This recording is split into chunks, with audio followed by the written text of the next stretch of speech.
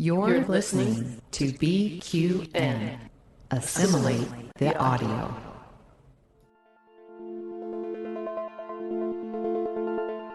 Infinite diversity.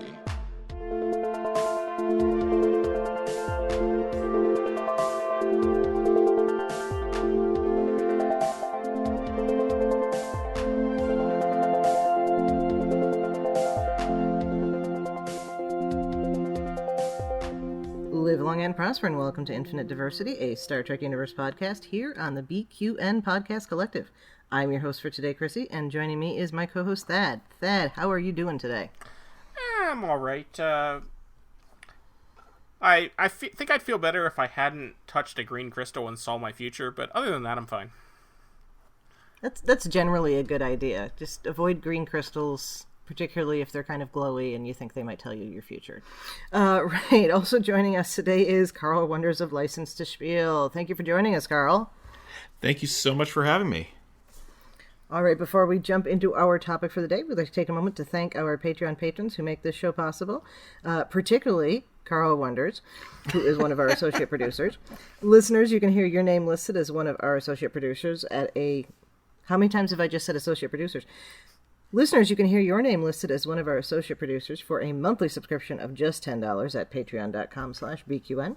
And with a monthly Patreon subscription of just $5, you can join our meetings of the Hive Mind on the second Saturday of each month. Watch your Patreon messages for details. Yeah, Chrissie and Carl are associate producers, and I'm the freeloader on this episode. I was gonna say, what's the deal with that? I only give $1 a month. Well, see, but you do work in kind, so right. And that's a point. That's a point. Yeah, but Chrissie does more of that than I do, because you have two shows on the network. Yeah, but the other one also has its own Patreon too. So are you also an associate producer on that one? Okay, that would be funny. No, but my mom gives $5 to both, so there we go. Thanks, Mom. Anyway, yeah, I that's a holdover from Trek FM. It was just kind of like okay, I'm here. I'll just contribute, I know there was a time when Justin was a producer on like half the shows on Trek FM. Yeah. I think he gave like the one below the max. Which, you know what? If you like the content people are producing, absolutely, that's what you should do. So I'm totally, but it is funny because you listen and you hear his name on everything. Yeah, and for the record, I only give $1 a month, but I've been giving that $1 a month since before Hayden was on the show. So yeah, because I do last network when I like it. Yes, when it was a different network. And I gave to Trek FM before that, so way back. Yeah. All right. Well, our topic today, we're gonna go through a recap of the first season of Strange New Worlds ahead of season 2. We really the only, I don't call it news, the dropping of the season 2 trailer is relevant here, so we can talk about that. Of course, like we were going to stop ourselves from talking about that, but it looks pretty cool. Definitely looking forward to episode 7, Those Old Scientists. Oh, gods, yes. I really like the scene where, as they're leaving, and Spock says, "Live long and prosper" to Boimler, and he nerds out about it. I love it. Mm-hmm. And apparently there's, Tawny Newsome put on Twitter that they had to do that like 10, 15 times, and so there's 10, 15 versions of it because he did it different every time.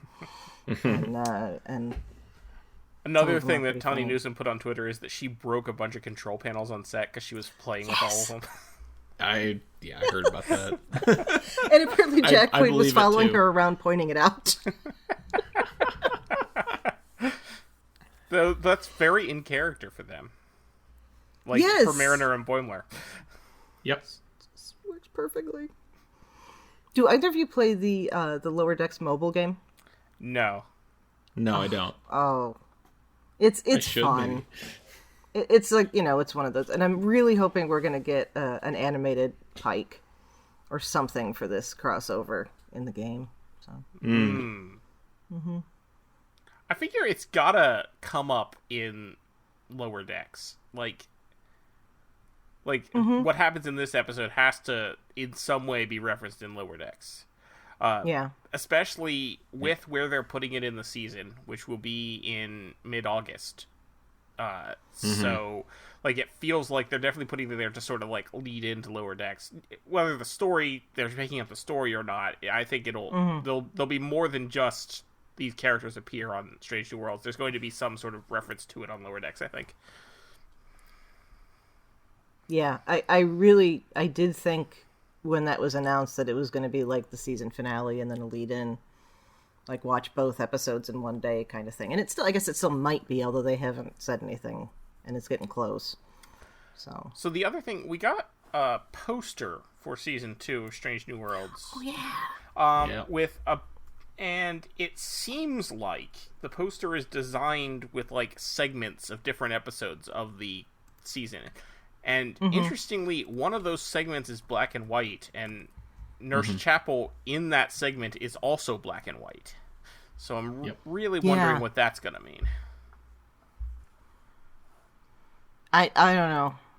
Obviously, I don't know. But, I mean, like, it's... The people on the internet who say it means she's going to die are wrong. Let's just put that out there right now. Maybe Roger Corby is not the only robot that we see in TOS. There were some people saying that she's gonna die, and they're using that recent interview with Akiva Goldsman where he says that they're bending canon some this season as proof of that. I'm like, they're not gonna bend it that far. No. Bending canon is things like Kirk meeting Pike. Not Christine Chapel being dead on Strange New Worlds. Yeah. Yeah. Well, maybe we're going to have an episode that's in black and white. Yeah, that's possible. That was my first thought, yeah. Could be the Rhapsody one. Maybe. The Subspace Rhapsody. Yeah. Which I still hope is a musical episode. Could be, if it's in black and white, it could be a, the famous Christmas movie, It's a Wonderful Life. They could be doing, like, It's a Wonderful Life or something. Okay. That would be very weird. They kind of already did a reverse It's a Wonderful Life last season with Equality of Mercy. That's true. Like, here's what happens if you don't die. George, go throw yourself off the bridge. It's better that way. Yeah. I mean, he doesn't die, but, you know what I mean. Yes. Yeah. Here's what happens if you're still in the position you're in. Yeah. Oh, gods. Yeah. All right, well, that's dark. But in a good way. Yeah. Yeah, I'm looking forward to it. There's a tiny little part of me that kind of hopes that we've all been tricked by those old scientists and it's going to turn out to be a different episode. That would be funny to me. But it's only because I really love unexpected things like that, so... I think that's probably not the case, though. I don't think it is. I don't think they're that... They know that we know that they know that we know, and we know that they know, and, the whole thing with data, so... Yeah. Anyway, I'm geeked out. This is going to be good stuff, I think. And I'm hoping that people can control themselves a little better than they had to do with Picard on social media, because... I mean, it's a little different because it's not so serialized. There's serialized elements, so it's not like the spoilers are not as big a deal. Also, as much as Terry Metalis isn't running the show. Yeah, we don't have the showrunners out. We're not going to have the showrunner. Akiva Goldsman is not going to be out there tweeting Strange New World spoilers. No.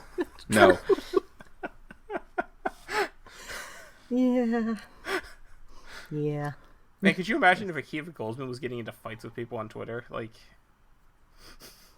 I honestly can't. Like, any interview I see with the guy, he just seems too, pleasant for that. Yeah. That you wrote Angels and Demons. Explain yourself. Anyway. Wait, what? Didn't he wrote the script to Angels and Demons? Oh, the movie. I'm like, yes, the movie, Dan not Brown the book. wrote Angels and Demons. No. And I'm trying to think. I'm like, which episode is that? Oh, I'm sorry. You can cut that out. No, you're That's fine. just my brain just works funny. Honestly, Angels and Demons is my favorite of those movies. Yeah. Low bar. Well, we've talked about this. But it is my favorite of those movies. He may have written Inferno, in which case we can really rag on him for that one. Oh, yeah, no. But... Inferno, the movie, is a travesty that ruined the surprisingly very good for Dan Brown social commentary that he put into that. Anyway. He did not write the script to that one. So okay. He's off. Who did write that one? David Kep. That means nothing to me. Oh.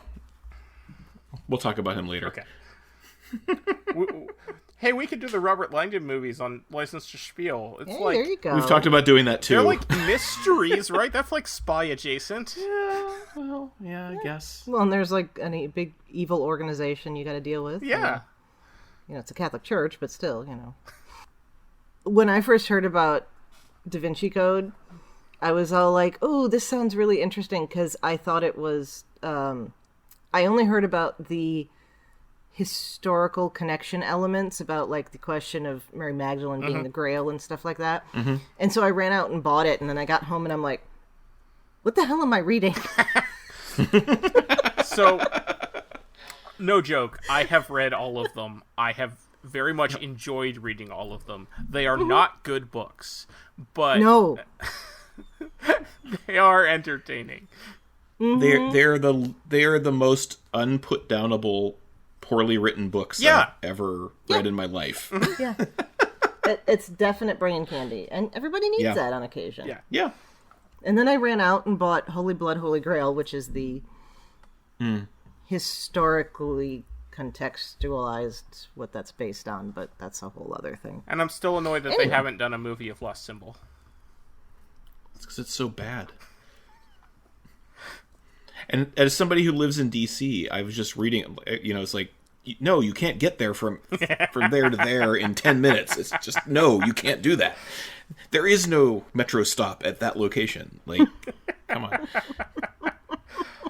I like Lost Symbol better than, I think it's the most recent one, the one with the Origins or something like that? I like Lost Symbol better than that one. Yeah. I don't think I finished that one, actually. I have it on my shelf. But I even have his non-Robert Langdon books. Digital Fortress? I'm a Dan Brown completist. Wow. That is not going on my online bio. I mean, millions of Americans are probably Dan Brown completists. I know. There's a reason the books are New York Times bestsellers. Mm. That does not necessarily mean people read them. Always keep that in mind. The first 15 pages read by millions of people. Yep. Oh, we're talking about Ulysses now? There was Infinite that was jest. forced on everybody. That describes infinite jest, I think. I think so. Yeah. Anyway. I'm trying to think of other ones. Yeah. Like digging back in my head through the stuff that we used to joke about that with the book at the bookstore. Non-relevant conversation. Okay. So I put together the outline. I figured the easiest way to go through season 1 would be episode by episode, but like if you guys would rather do overarching themes or something, we can do that. Whatever is fine with me. No, it's start at the beginning. However, I did just watch all 10 episodes today to prepare for this podcast. Nice. Did you really? Yes. Wow. Nice. I got up at 10 a.m. so that I could watch all of them. I will confess, admittedly, I'm actually 10 a.m. is not late, but you know. No, you got. Oh wow. For a weekend. No, I'm blogging my way through the episodes, and I've by the time this drops, I'll probably have finished that. But I've only published one so far, but I'm going to go through them all and talk about what I thought of them and everything. So this is rather fortuitous timing. And I assume you're talking about the music since a little bit. I assume you're talking about the Listening to Film blog and not a different blog. Yes. But not entirely focused on the music because there's only so much to talk about there because the album, there's only so much on the album, and I do talk about it. Though, but speaking of the music, quickly, because I might forget otherwise, Well, watching, I'm already throwing the outline out the window because I'm going to talk about Equality and Mercy. That's all right. It's all good. But I had forgotten that in the scene when you first see the Romulans, they played the music from Balance of Terror. Yes, they do. And I was just like, oh, that's amazing. Well, and then they recreate the whole sequence with the push into Spock and the eyebrow and all that stuff. It's so good. The only thing that would have been better is if the Romulan commander was played by James Frain. I know. I've been saying that since that came out. But I also really liked the set of the Bird of Prey. I thought they did a really good job of combining the original aesthetic with the 90s Romulan aesthetic and making it modern at the same time. Yep. Yep. Because like there were a lot of Really green great. lights and stuff that was obviously a 90s coming from the 90s stuff, and then just making it look modern in general, but they still were wearing basically the same outfits. They still had those goofy helmets. Oh, it was great. Yes. Goody, the helmets. What's cheaper, put people in helmets or put points on their ears? Helmets, yes. Yeah, We already have there we those go. from somewhere else in the studio. Yeah. Yeah. I had forgotten about that too. I have not rewatched them in the last 24 hours or whatever. But I have been That rewatching was not them. a prerequisite for coming on this No. episode. Well, it never is here.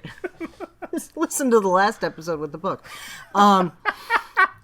Oh God, I had forgot. Oh no! And now I'm feeling really bad that John Jackson listened to that. And there's like so many times where we talk about, and I read this 2 months ago, so my memory's a little hazy. And we three of us say those things. Anyway, admittedly, it is easier to rewatch a 10-episode television show than it is to sit down and reread. What was it, like 400 pages? right? So with tiny text. yes. Well, I had the ebook, so I didn't text it, but I do feel a little. I do feel mostly vindicated on that though, because we did talk about how much we loved the book. So at least it wasn't. it was. At least he wasn't listening to it and hearing us trash this book that we had read months ago. Here's the thing, and I should have said this before, and I didn't. One of the reasons that I was having trouble remembering everything with it was because I was just like, I got to find out what happens, and I just keep reading, and I wasn't applying my usual method of analytical reading because it was too interesting to put down, to write notes. Anyway, back to Strange New Worlds. Yeah.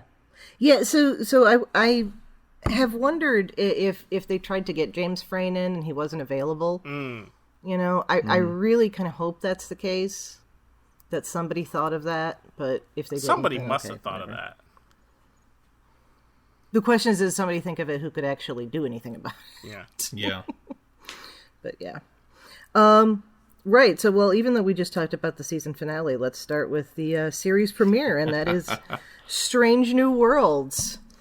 I mean, I think we're going to end up saying, yeah, this was a great episode over and over again, but There's beyond at least that, one I won't say that for, but yes. yeah, I think you're right about that, but or maybe not a, yeah, we'll get there. Right. So how walking into this, we kind of had Pike, or not, we'd had Pike on Discovery already. We kind of knew some of these other characters, but yeah, what was that making you think and feel first watching our new Enterprise? Well, for me, I had that episode particularly. I first saw that episode at the premiere in New York City last year. In a that's theater right. full of That's right, Trekkies. So that, like, yeah. Like, the whole time I'm watching this, I was just like, oh, this is amazing. And what I love on that one is that they did not shy away at all from making direct political commentary. Yes. Bravo. The one thing I think I pointed this out when we first talked about this last year, but I want to say it again because I still find it funny. When they were making that episode, which they would have made in 2021, and, well, they would have produced it in 2021. It would have started. So they would have had that finished before Russia invaded Ukraine.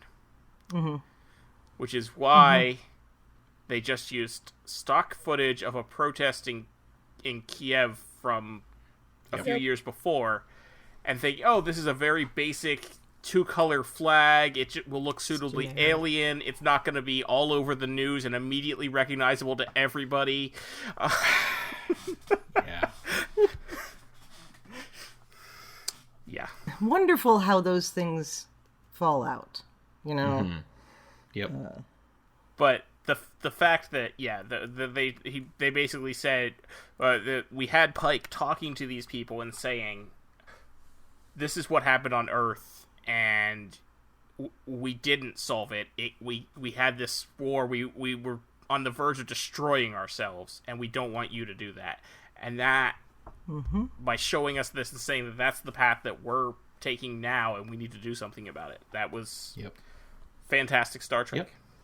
Oh, yeah. It's what Star Trek has done since the 60s. You know, they haven't always, I mean, for all the complaining about how, first of all, if you're complaining about this being something that makes you uncomfortable, that's on you, because it's supposed to make you uncomfortable. Like, no one's supposed to see this and be like, oh, this makes me happy to see them, you know, using this footage in this episode. Like, you're supposed to feel icky and gross about it. Well, I will say I was kind of happy to see the footage in the episode because of the context it gave.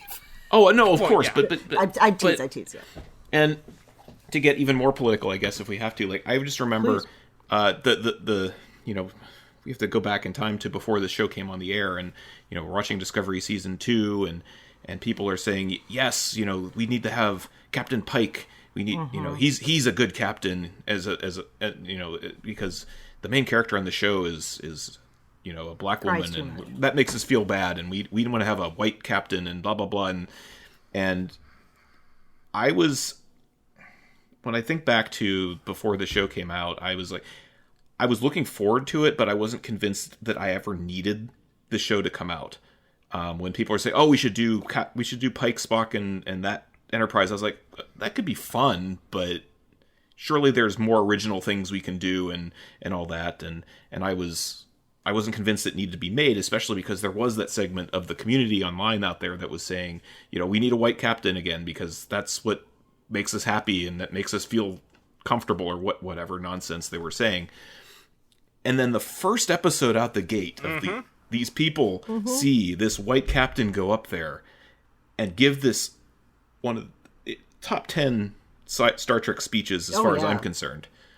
And, you know, they use this footage ripped right out of the headlines that these people probably weren't so happy to see, and you know, tough shit as far as I'm concerned if that didn't make you happy.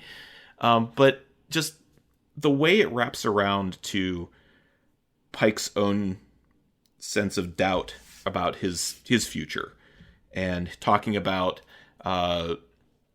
he says, I choose to believe that your destinies are your own. Maybe that's why I'm here in this room, to remind you of the power of possibility, because up until our last moment, the future is what we make it. And he's come to that own realization about himself, as well as, you know, this is the message I'm going to convey to you, the society on Kylie, what was it, 279? Which, by the way, is a fantastic TOS planet name. Oh, yeah. Which I loved.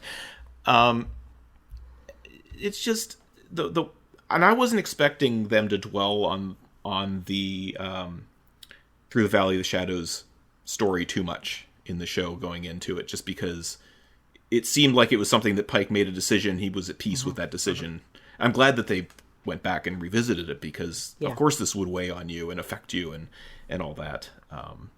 You know, this knowledge of, in X number of years, I'm going to have this terrible accident, and what does that mean?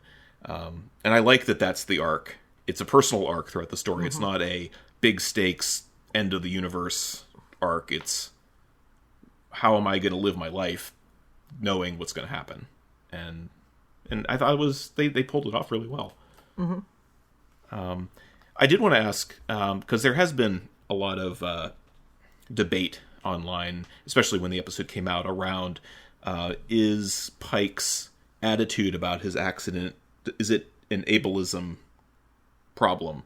of him saying, because he multiple times he says, I've seen my death, or the death of who I am now in this accident. I just was wondering what you both thought about that, because I kind of go back and forth, and I'm kind of in the middle ground of that, just because of, he has an accident, but it's not like he is still much of a functioning person. Right. He's walked into a body that can say yes or no with a little blinking light. I mean, that's not just somebody who lives in a wheelchair, or somebody who, needs some kind of assistance with something. He's completely dependent on everybody else around him. So I think that there's a more nuance to that than just the critique, I think, that I've seen. But I'm just curious what you've thought of that. I tend to agree with what you say. The situation that happens to Pike, that's the sort of thing that terrifies me of ever being in a situation where my mind is still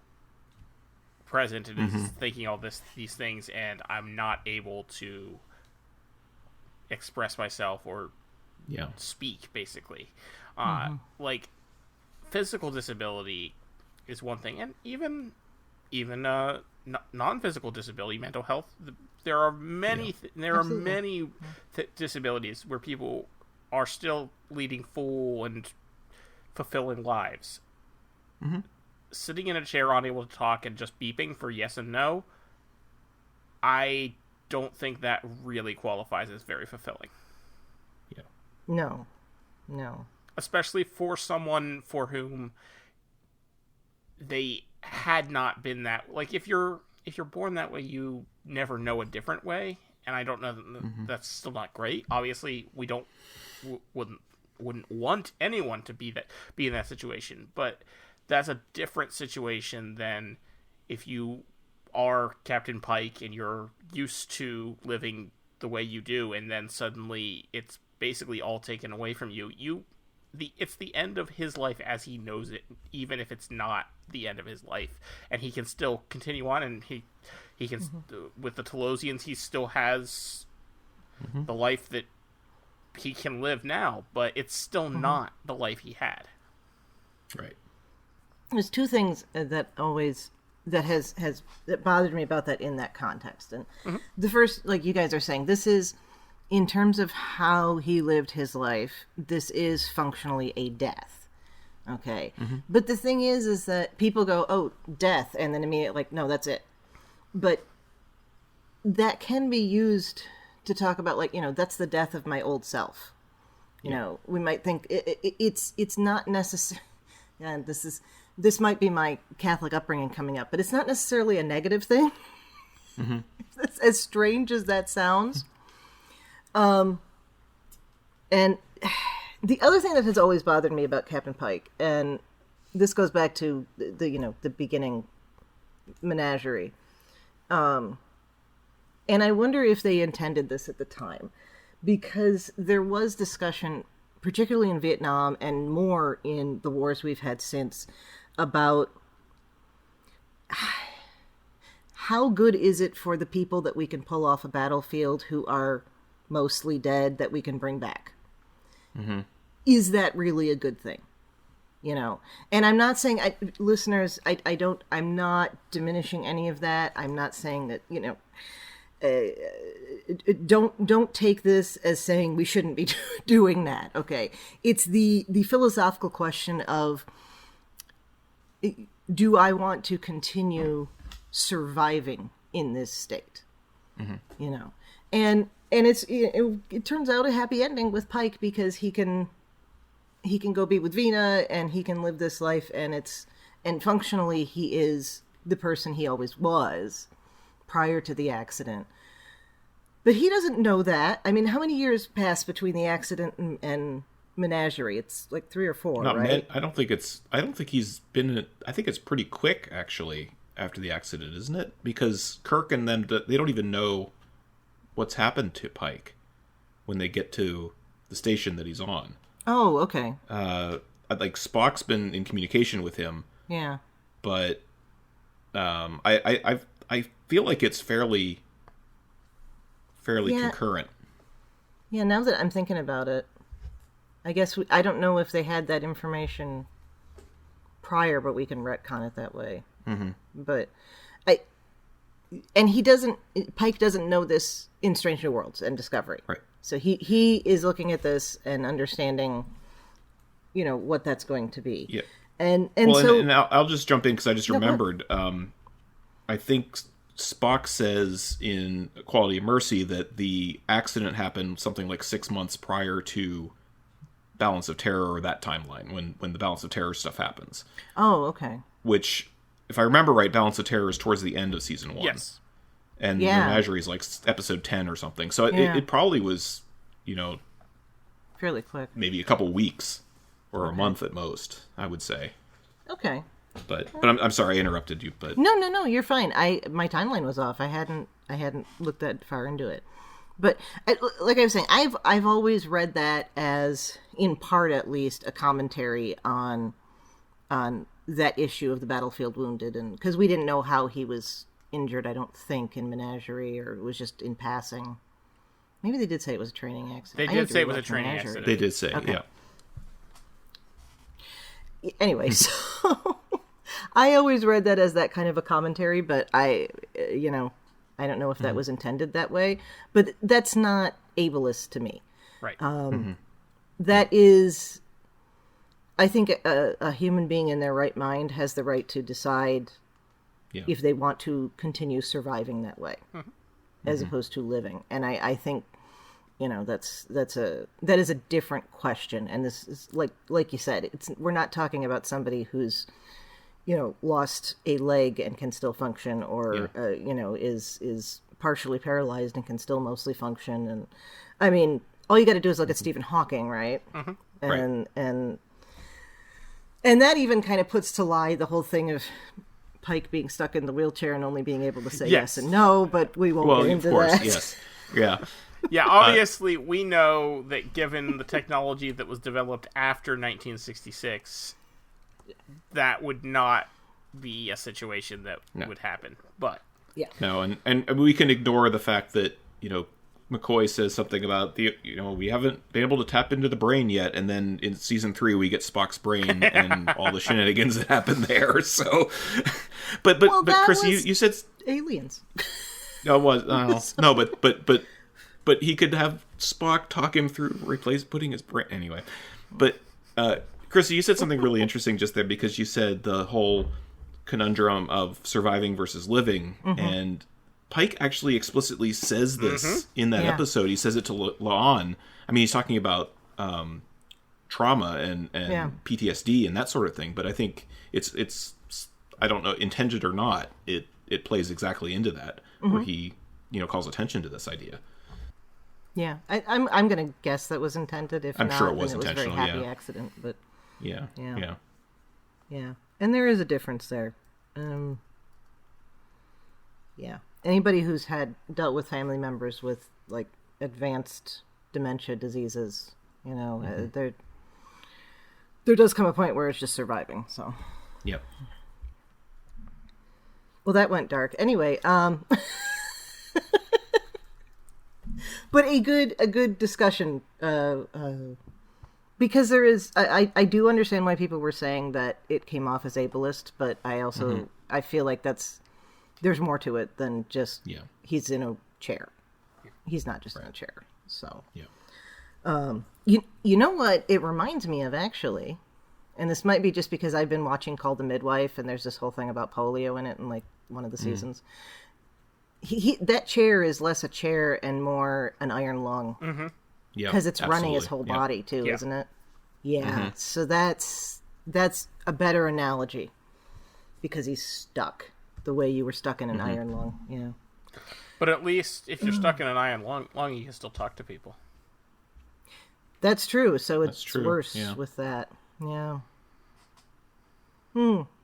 Well, let's just thank Jonas Salk for the polio vaccine again. Yeah. Yeah, so I said it when we were talking about the episode at first. This is the thing that people tend to forget about Star Trek, is that Roddenberry created it because he was told he couldn't do a couple of stories he wanted to do on the Lieutenant. So we always must remember that it is intended as political commentary, no matter what anybody else says. Yep. Trouble with Tribbles is not political commentary. I understand that, but the rest, you gotta have a lightened moment for. I mean, it could be political commentary. There's, the ecological disaster, the Tribbles, and sharing of resources with an enemy. Yeah. Yep. Okay, there we go. Now I'm trying to think of episodes that are very obviously not political commentary, and I can't think of Even Alan Moraine has political commentary. Long Home? Yeah, sure. All right, so we're introduced to Strange New Worlds and Strange New Worlds. On a Strange New World. Anything else we want to say about that? It's a good episode. Yeah, it's a great episode. Good stuff. All I'll say, and I'm sure you talked about this in the original one. I haven't gone back to listen, but the Sam Kirk fake out. I just loved it. Yeah, I love it. That. I mean, they just dropped this Lieutenant Kirk mention, and we know Paul Wesley's going to be on the show, and you're like, wait a minute, is he going to? And then oh yeah, there's a Sam Kirk too. I forgot about him, and I wish it had been Paul Wesley and a mustache, but yes. So I liked Engine a lot. So funny thing about we'll that, I listened to the audio commentary on the Blu-ray. There's a commentary for Strange New Worlds. There isn't one for any of the other episodes, but there's for that one, right? With Anson Mount and Akiva Goldsman. When they put that fake out in there, they hadn't yet decided on bringing Kirk onto the show, James Kirk onto the show at all. Oh, interesting. Nice. Okay. So the fake out works because we knew.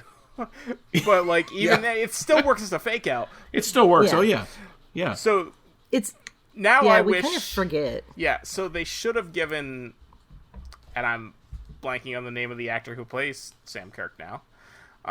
Dan Jeannot. Yes, they should have made him shave his mustache to be James Kirk.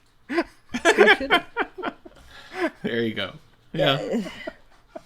It might have been an issue if we ever see the two brothers together, which seems like is something we might run into. Yeah. Well, we do see them together in Equality of Mercy. Yeah. Oh, that's right. Of course. Excuse me. Yep. Quality of Mercy was a tough watch. I think I only watched it twice for the podcast, and I haven't gotten that far with my parents rewatching yet. So, or me rewatching them, watching for the first time. Definitely, I would say, having just watched all 10 in one day, I think that one is my favorite of season 1. Oh, okay, cool. Yeah, we tend to forget that we had all this. We had the information about Kirk and the fact that they were filming season 2 before we saw any of season 1, and it was just. Yeah, and it's strange that in way. fact, the original leak of Kirk was from season 2 shots. Season 2, yeah, because they were filming in downtown Toronto. Yep. All right, well then let's head on to the Comet, where the children are, with episode 2 and Children of the Comet.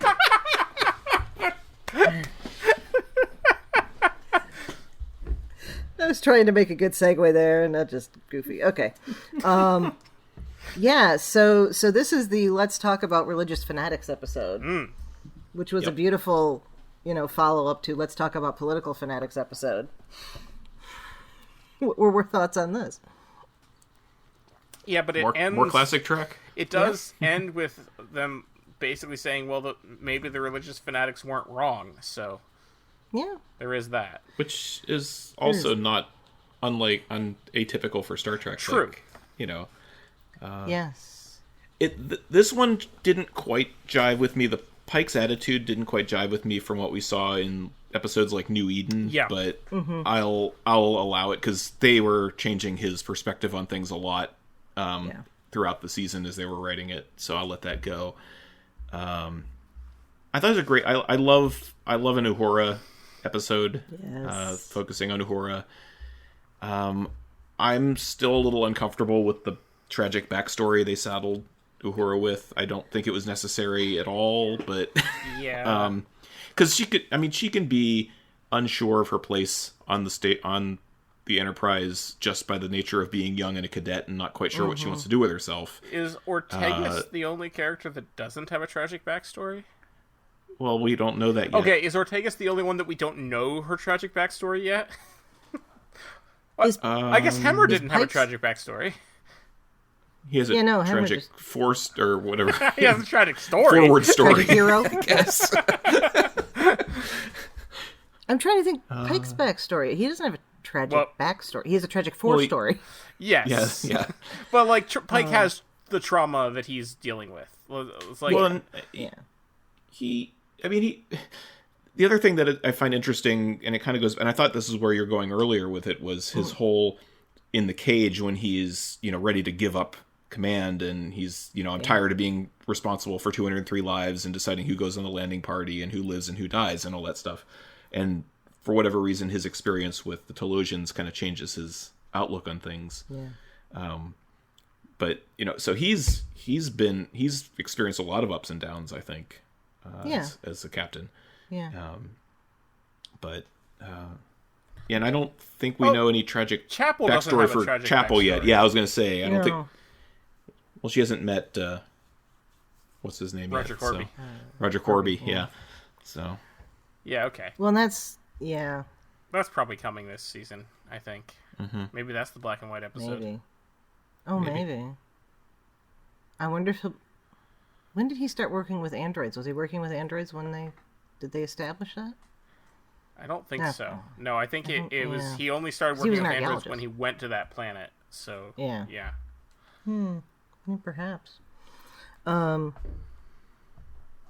Right, now I'm going through the cast. I'm like, Spock's backstory is just Spock. Well, I mean, he's got the whole... it's tragic, but him and Sarek not seeing eye to eye. He was bullied by Vulcans as a child. I mean, we already knew all that, but he's got that. And his sister rejected him. Oh yeah. His brother is some weird anti-logic extremist guy. Yeah. Yep.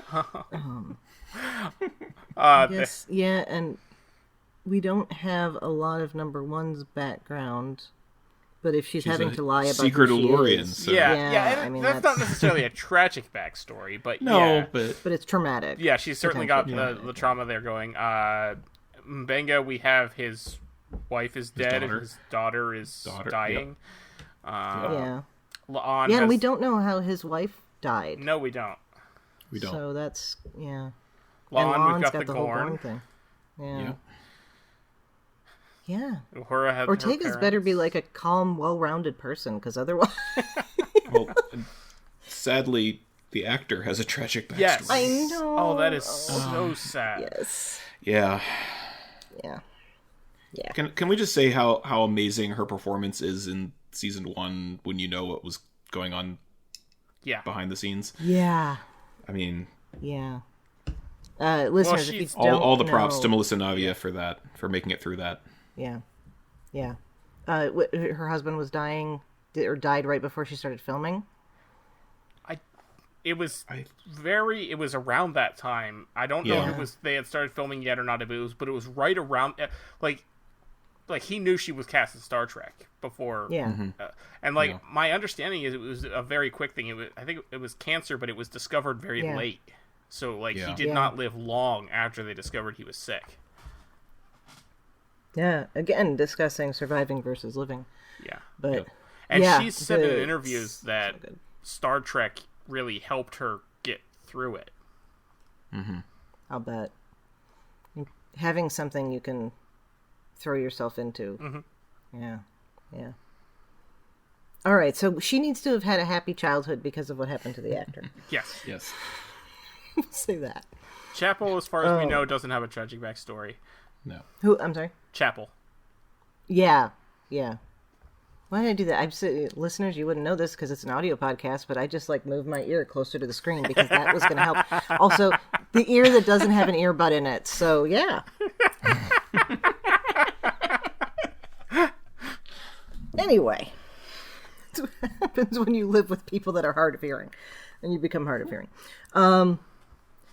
So Children of the Comet, that was a pretty standard Trek story. Nice little, twist at the end that everything worked out kind of for everyone, because the religious people still get to continue believing. Oh yeah, and Sam Kirk also has a tragic backstory, because we've got the whole... He hasn't talked about it, but we know his tragic backstory because of James Kirk and the whole Kodos the Executioner thing. Yep. And he's got a tragic 4 story as well. Well, yes, there's that too. He's going to be killed by fake vomit, but Yes. And Indeed. geez, he's got to. Peter was the nephew. Peter's got to be born by now. probably. Aurelian and Peter are probably waiting on that colony world. Oh yeah. That's yeah.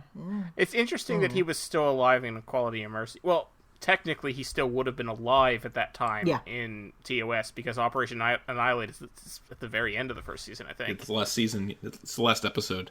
I thought City of on the the Edge season. of Forever was the last episode.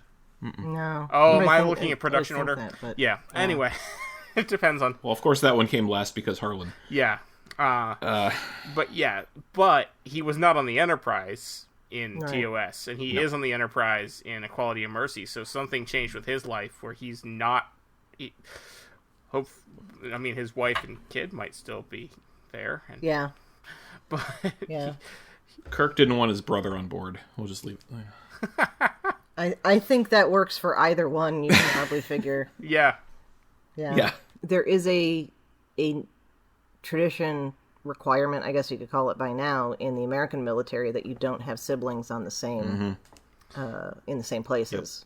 Yeah. So, After there were a few times where families lost all of their kids in one battle. yeah. Yep. Yeah.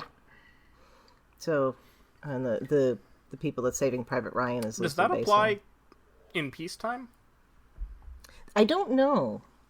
That's a good question. I'll ask the military historian later.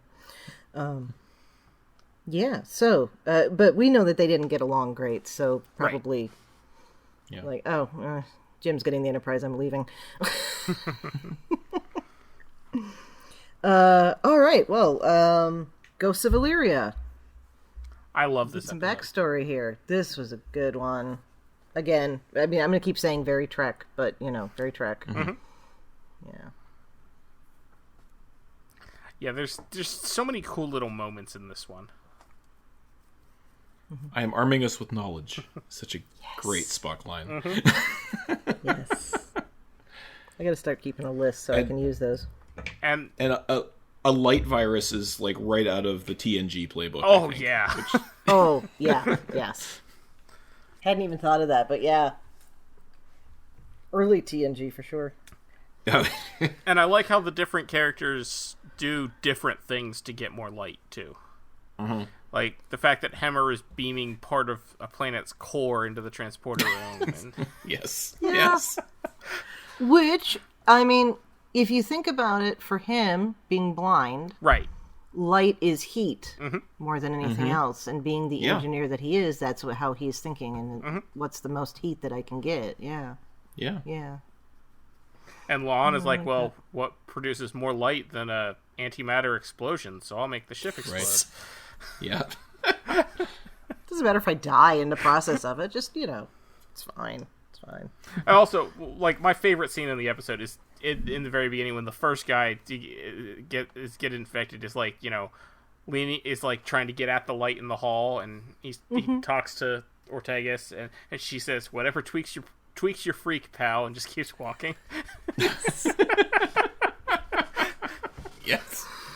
Mental note: maybe you need to fix the vitamin D in the ship or something. Yeah, that was good. I like how this is one other place where we're starting to get that character continuity, but not so much that if you miss an episode, it's not gonna you're not gonna be confused. So Star Trek has, and we've talked about this before on other episodes of Infinite Diversity, Star Trek is definitely leading us towards some sort of ultimate genetic engineering thing that's going to happen. Like, because we've got multiple shows talking about it, and... Oh, yeah, of course. I totally blanked on that. Okay. Because we have Picard, we have Prodigy, we have Strange New Worlds... Wasn't Picard, though, wasn't that supposed to set up that Nick Meyer con thing that now is like going to be a podcast or something weird? Yeah, I think so. Yes. Yeah. The thing Yeah. that they dragged him out, Well, no. very obviously not prepared. That doesn't really set up the Nick Meyer-Khan thing, though, because the Nick Meyer-Khan thing is Khan on Ceti Alpha 5. On Ceti Alpha 5. Not that's true. The 21st century. We know that because of those leaked shots from Toronto, we know, and the scene in the trailer where Kirk doesn't know how to use a revolving door, we know that they go back in time to apparently 21st century Earth, and I think that's going to be leading into that, tying into that. Interesting. So this obviously is part of that ongoing theme of genetic engineering, and the message here about how, because like the overarching thing is that like the Federation is no genetic engineering bad, but then we keep seeing examples of why that's not necessarily true, and this is a good one here where this entire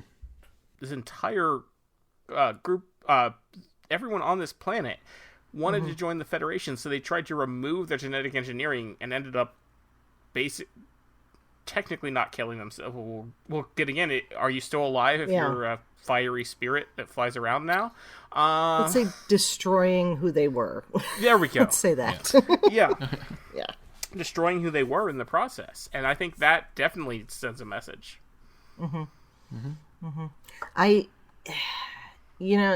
genetic engineering thing can stand in for a lot of different prejudices. I think it's usually thought of as a race allegory, but I think in this case with the Illyrians, we might be dealing with a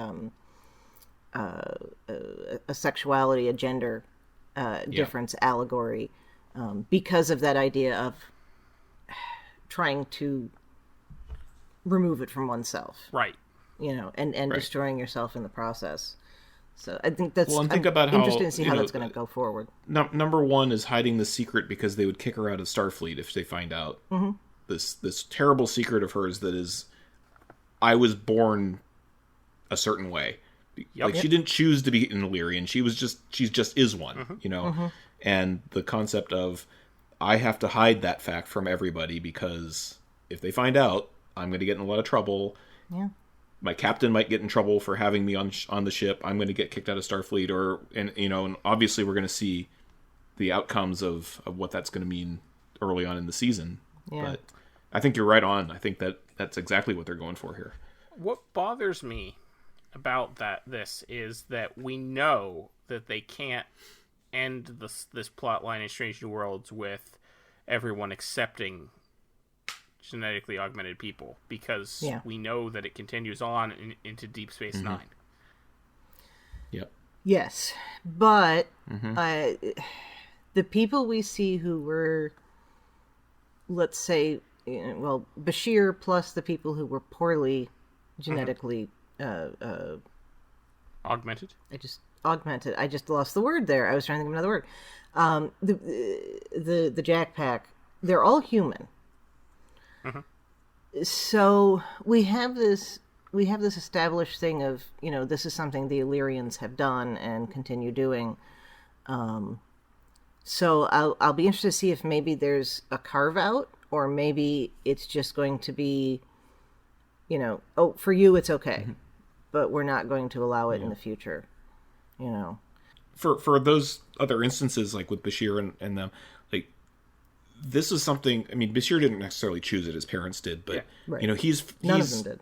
He's first generation removed. Like he had it done to him, essentially to cheat, right? As a cheat, as a way of being better than he was. And I think, from number one's perspective, it's more. Again, we don't know how many descendants down the line she is from the Illyrians, right. So. We don't know if everyone is born a certain way and then they have genetic modifications done to them, or if she's the offspring of people who have had genetic manipulation. And then carry it, yeah.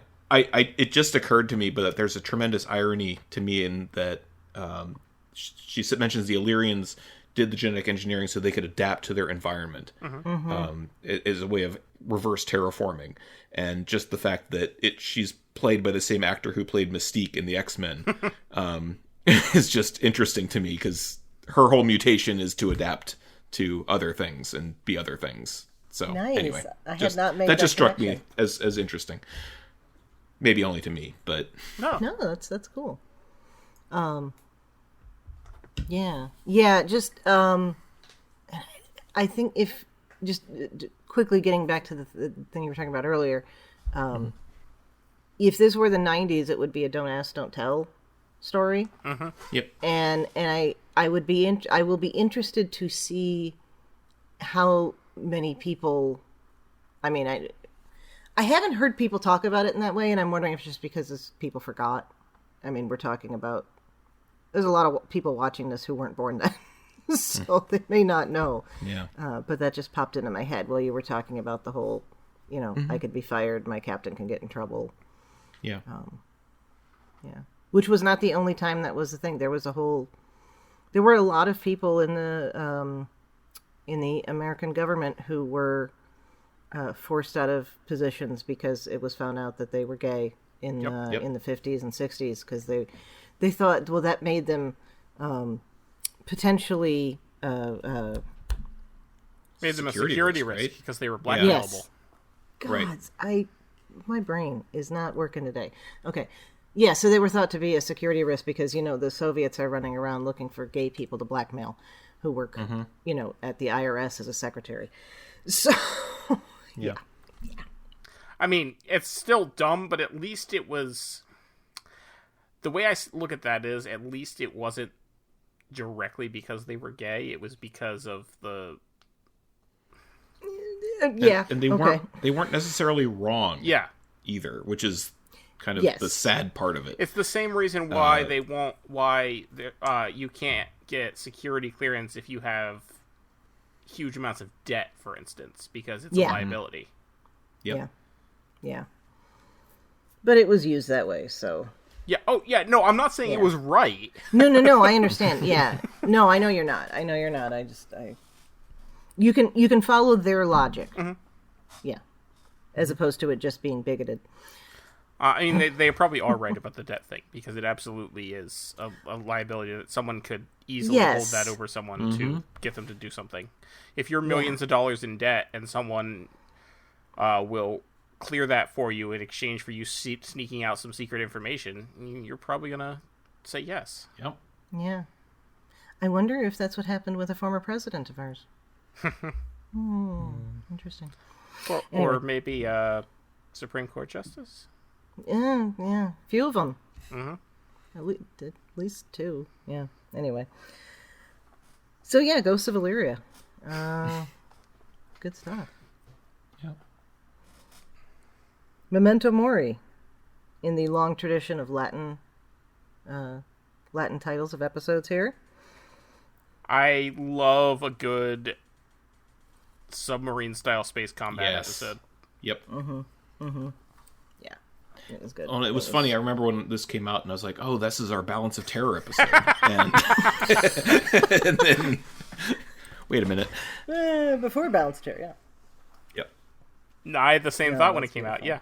It is, and you think about how Spock now thinks about nebulas and areas in which to hide the ship and all of that kind of stuff. Yeah, make connections there. And I thought this was, and we'll, eventually get to sort of the sequel, but I thought this was a wonderful reinvention of the Gorn. Yes. And made them absolutely terrifying. I liked the reinvention of the Gorn in this episode. Well, I was going to get to that. If this was the only time we'd seen the Gorn all season, they would have done a fantastic job with recreating them in a way that was interesting. Yeah. We'll see. I have a feeling we're going to see more of them, so... the final episode of season 2 is called the Hegemon. Is called Hegemony, right? Yeah. So that's going to be about the Gorn. Anything else about that one? Let's just jump right into it. It's a really good episode. Yeah. Okay. All right. So then, let's go into Spock Amok, which was our comedy for the season. I freaking loved this episode. This is my favorite episode of the season, and it's not even close. I had a custom printed T-shirt with a quote from this episode made. That's true. I forgot about that. Anyway, but yes, I custom printed a shirt that says it would seem hijinks are the most logical course of action. I'm actually getting another one made to give to Ethan Peck at Star Trek Las Vegas. Nice. Oh, that's awesome. And he'll wear that. Yeah, because Ethan Peck, for listeners who may or may not know, he, at conventions, always wears shirts with humorous Star Trek sayings on them. Yes. So, and he's got a table in the vendor's room at STOV. So I'm planning to just give him one of those shirts because I think he'll love it. Yeah. I think you would, yeah. That is very cool. Yeah. Anyway, this episode was great. Yeah. Yeah. Yeah. So I stirred up a part of the internet at one point 2 years ago or something, writing about Discovery and how, among other things, how I longed for a small stakes story, because it seemed like every season of Discovery that was, universe ending stakes were involved. Did you get called a sexist and a racist for that? Possibly. Because that's not for that part. Okay. But like no, but when he was sexist, that was a whole other. I'm kidding. Yeah. Anyway, well, yeah. But no. So like, this is the best small stakes episode I can think of in Star Trek in a long time. Yeah. This one, I just remember watching it and saying, like, I've just watched 50-something minutes of Star Trek where there is no real danger involved in anybody. It was an hour of character work that we hadn't been getting in a lot of these shows. Like, it's just, it was a wonderful experience. Like, I can't even describe like how much joy I felt watching this episode, just because you get that, these goofy Rongovian people who actually have a really interesting message to tell at the end of the day, when they're just like, just listen to what we have to say and take our perspective in things. You get a Freaky Friday type episode in there, and just these, you get this wonderful look at the history of Spock and Christine Chapel. That whole thing, you really delves into that.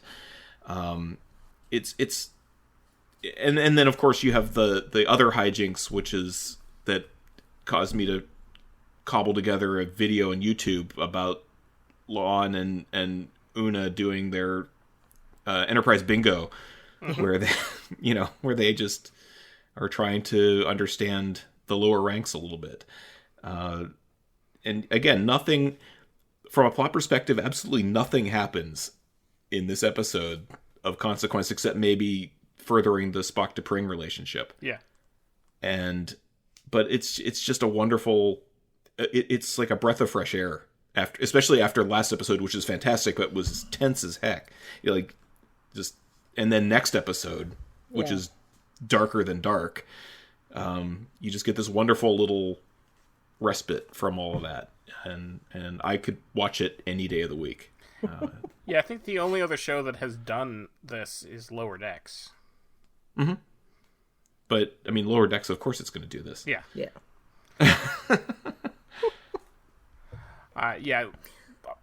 One of my favorite things about the Star Trek fandom on the internet is, and it's less common now because we have so many more shows, but during the first 2 seasons of Discovery, if you criticized anything about Discovery, there were certain people who reacted very strongly because there were so many people that were, there were the true assholes who were, saying it's not real Star Trek, it doesn't follow Gene's vision, Michael Burnham cries too much, etc., etc., etc. Those people, they can go take a hike. But if you made but because there was so much of that, there were a lot of people who immediately would jump down your throat anytime anyone made any kind of non-positive statement about Discovery. If you said anything about, I didn't like this on Discovery. Oh, well, you're a terrible person. No, it's the lighting. It's this or it's that. There's no carpeting on Discovery. It's terrible. Yeah. It was an overcorrect. Discovery should have had some carpeting too, just like the ships on. Actually, I don't care about the carpeting. I truly don't. All of the shows need to have more lighting. That line in Picard, though, about how he missed the carpet. Yes, that was great. great. Just so good. That was. Yeah, I don't care if they don't have carpet. I truly don't care. But I do wish that the sets were well lit. Yeah. And that also applies on Strange New Worlds. The bridge is way too dark. A lot of the other sets are decently lit. Like Sick Bay is usually pretty well lit. But the bridge is too dark. Yeah. Through the whole season, I was going back and forth about how I felt about T'Pring. I still am not sure because, and I know I talked about this a year ago, but people might have forgotten, so I'll bring it up again. I probably forgot, so it's fine. Well, cool. All right. In Amok Time, the way I always read her was she was put into an arranged marriage that she did not want, and she logicked her way out of it. Yeah. Okay. And admittedly, yes, of course, Spock was in the arranged marriage as well, but historically speaking, the male in that circumstance has usually had a lot more options than the woman has. And now it actually seems like they could have been happy together. She actually wanted this, and then, turn and it's like, okay, people move around in relationships. I'm not saying she had to, just because they appear to be happy together now, it means they have to be forever. But she was kind of a feminist icon to me for a long time, and now I kind of think she's shitty. Especially when we get to the Serene Squall and we find out that, yes, they really can just break up whenever they want to. It's fine. It does, by humanizing is probably the wrong word, but by... Yeah. You know what I'm getting at. By humanizing the character in Strange New Worlds, to make her a likable character in Strange New Worlds, it's setting it up for her doing something truly awful in TOS. Yeah. I mean, so the first thing about the Serene Squall, like I'm still unconvinced that is actually a thing, or that they made it up on the spot as kind of a we're gonna pretend something to get out of this problem. Well, but don't they say? And I'm not sure. I'm not sure that that's the right. Yeah, they do actually do a thing to reinitiate the bond, though, when they meet after it, though. Yeah. Oh, that's true. But that doesn't mean it's something that's a rebonding done often. ritual. Yeah. I mean, Spock was still in his, biologically insisting, F or die in Amok Time, but surely there are systems in place for that to happen, for that to be taken care of without the marriage. Yeah.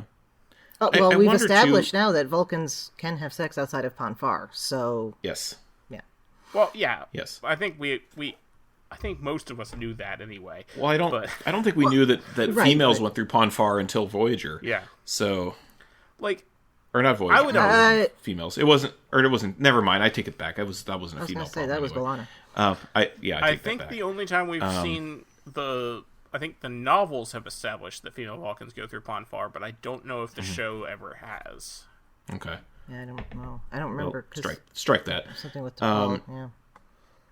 But I do wonder with the... Hold on, she might have. Oh, she did. No, she did go through Ponfar. Yeah. Okay. That's okay. Never mind. I wasn't I got my shows mixed up then, because B'Elanna had that weird thing happen. Yeah, but that was because of Boric. Yeah. Yes, I know. Yeah. Yeah, and then you have two senior officers telling Tom Paris to go, have sex with B'Elanna. But I get the context. I wonder with the T'Pring if some of this though is just, in this day and age, we can't really have so much an arranged marriage, and we're gonna have this thing where in Vulcan tradition, the female proposes to the male, which I thought was an interesting thing, but it does kind of mess up, what has come before. Yeah. I don't know. I like the idea of fleshing out their relationship and the whole idea of making you take a different look at Amok Time. And I think what's going to happen is that makes it at least uncomfortable for me in a little bit is that it's going to be kind of this blaming our heroes problem where Spock's the one that's going to screw this up. I think. Oh yeah. He's already screwed it up from the first episode when he's like, yes, of course I'm going to go off and have adventures on Enterprise, and T'Pring's going to understand because of course she will, and then she's like, why didn't you should have asked me first, and he's the one that screws things up on the Enterprise in the beginning of Spock Amok, and that's the whole reason the episode happens. Yeah, so that's the thing. In and Spock she's trying, like even in for comedy. It's played for comedy, but in the Serene Squall, where she's like, maybe we should explore human sexuality a little bit more because that's something that you might be into because you're half human. Yeah. Like she's doing all those things to relate to Spock, and he's being Spock. Yeah.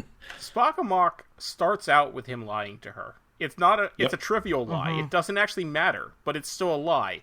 When she comes into his room and she says that it's very humid, and he says he's in the process of redecorating. Yep. No, he's not. Nope. And why would that be? Like, it would be okay if he had some human things in his room. He's half human. Yep.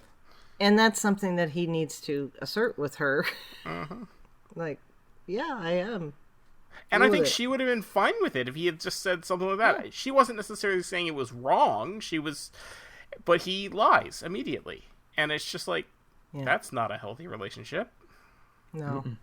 No, but you know what I thought of when she said that was the scene in Star Trek V with the birth and Sarek's first words. Oh, so human. So human, yeah. Human. And so I think, I don't know if we were meant to think of that, but I did, and so we know that's something that Spock is carrying, and perhaps she's, not that he remembers it from his birth, but he knows from the rest of his life.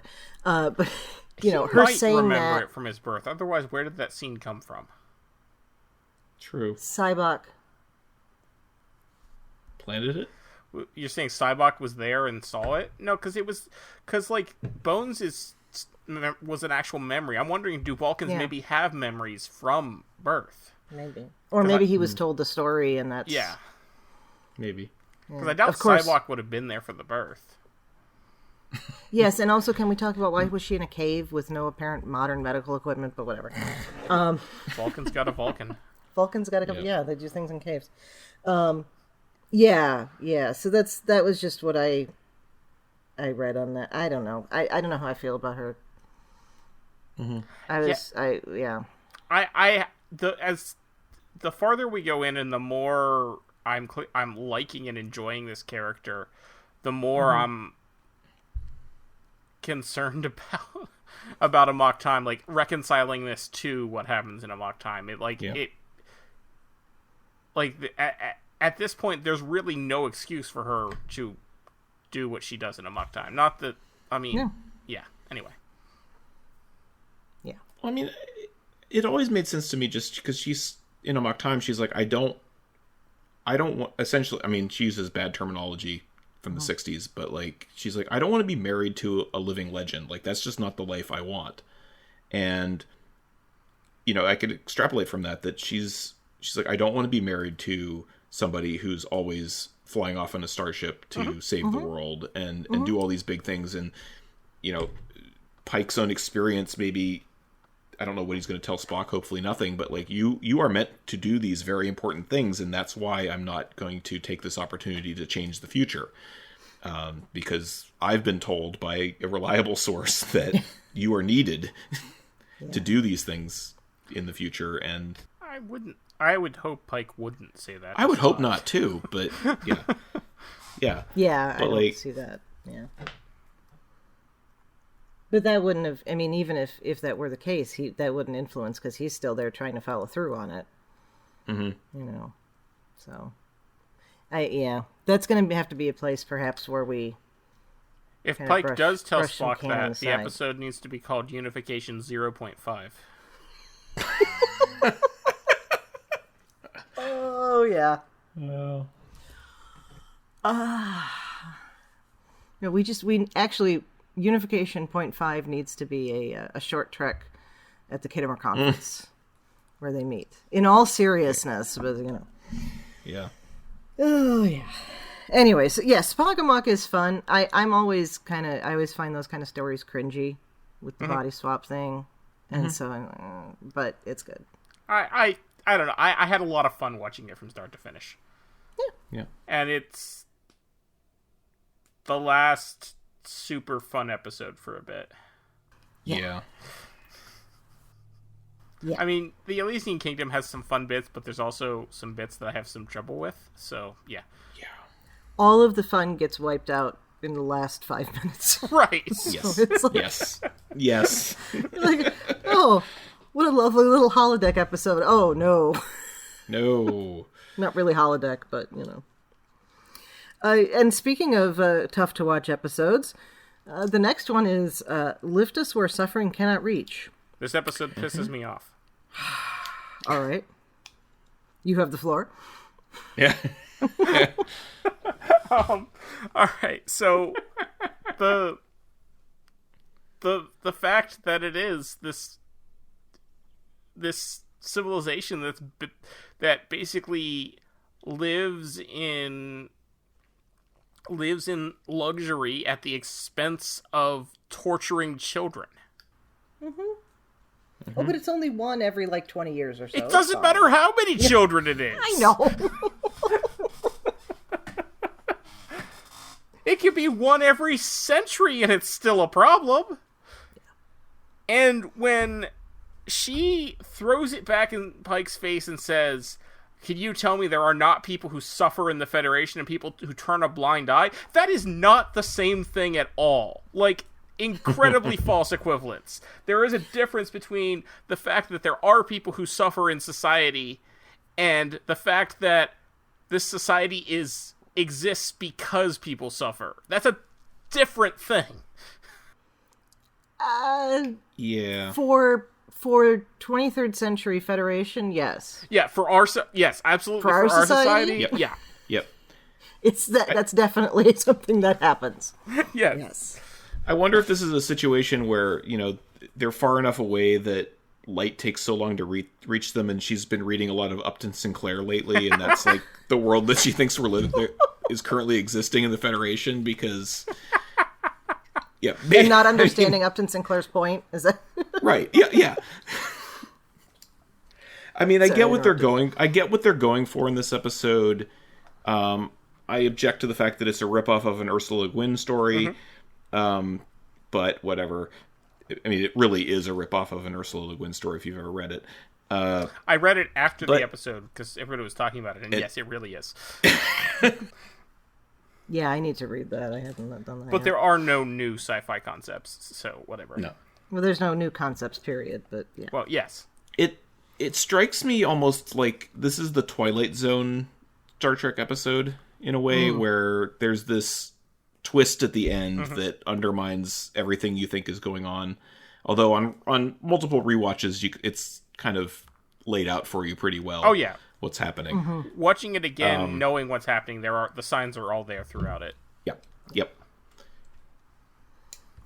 Yeah. My other big objection to this episode is that for whatever reason, Pike makes no sense to me in his behavior. And it's completely inconsistent with how he's been throughout the rest of the show, where I guess he's fallen so hard for this woman that he just excuses all behavior, and he gets annoyed that he has to go and do away mission things, and it's just weird. I do hate it when my crush turns out to be a genocidal, dictator. She's not genocidal. I know, I'm being facetious, but yes. I don't know what the equivalent of single child for genocide is, but it would be the Latin would be puercide, boy killing. Okay. Okay. A child abuser. We can go with that. Yeah, we can go with that. Okay. I mean, it's always interesting, and it reminds me a little bit of that rather lousy first season TNG episode where they have the society that's dependent on this thing that is really, really, really bad, and nobody understands how to live without it, and they're kind of stuck. Or like a half a dozen episodes of TOS, too. Yeah, that too. Yeah, that's true. Swap the kid for a megalomaniacal computer, and well, it's a different story, but the idea is still there. Into a computer that keeps them from having sex. Yeah. That doesn't keep them from having sex, it just makes them sterile. Well, they also don't have sex because Kirk tries to explain it to them. Oh, I'm sorry. I was thinking of When the Bell Breaks. Oh, not, sorry. See, that's my point. There's multiple episodes of the same. It's like Kirk sees this idyllic society, but they don't have sex. Oh, we can't have this. We can't have that, no.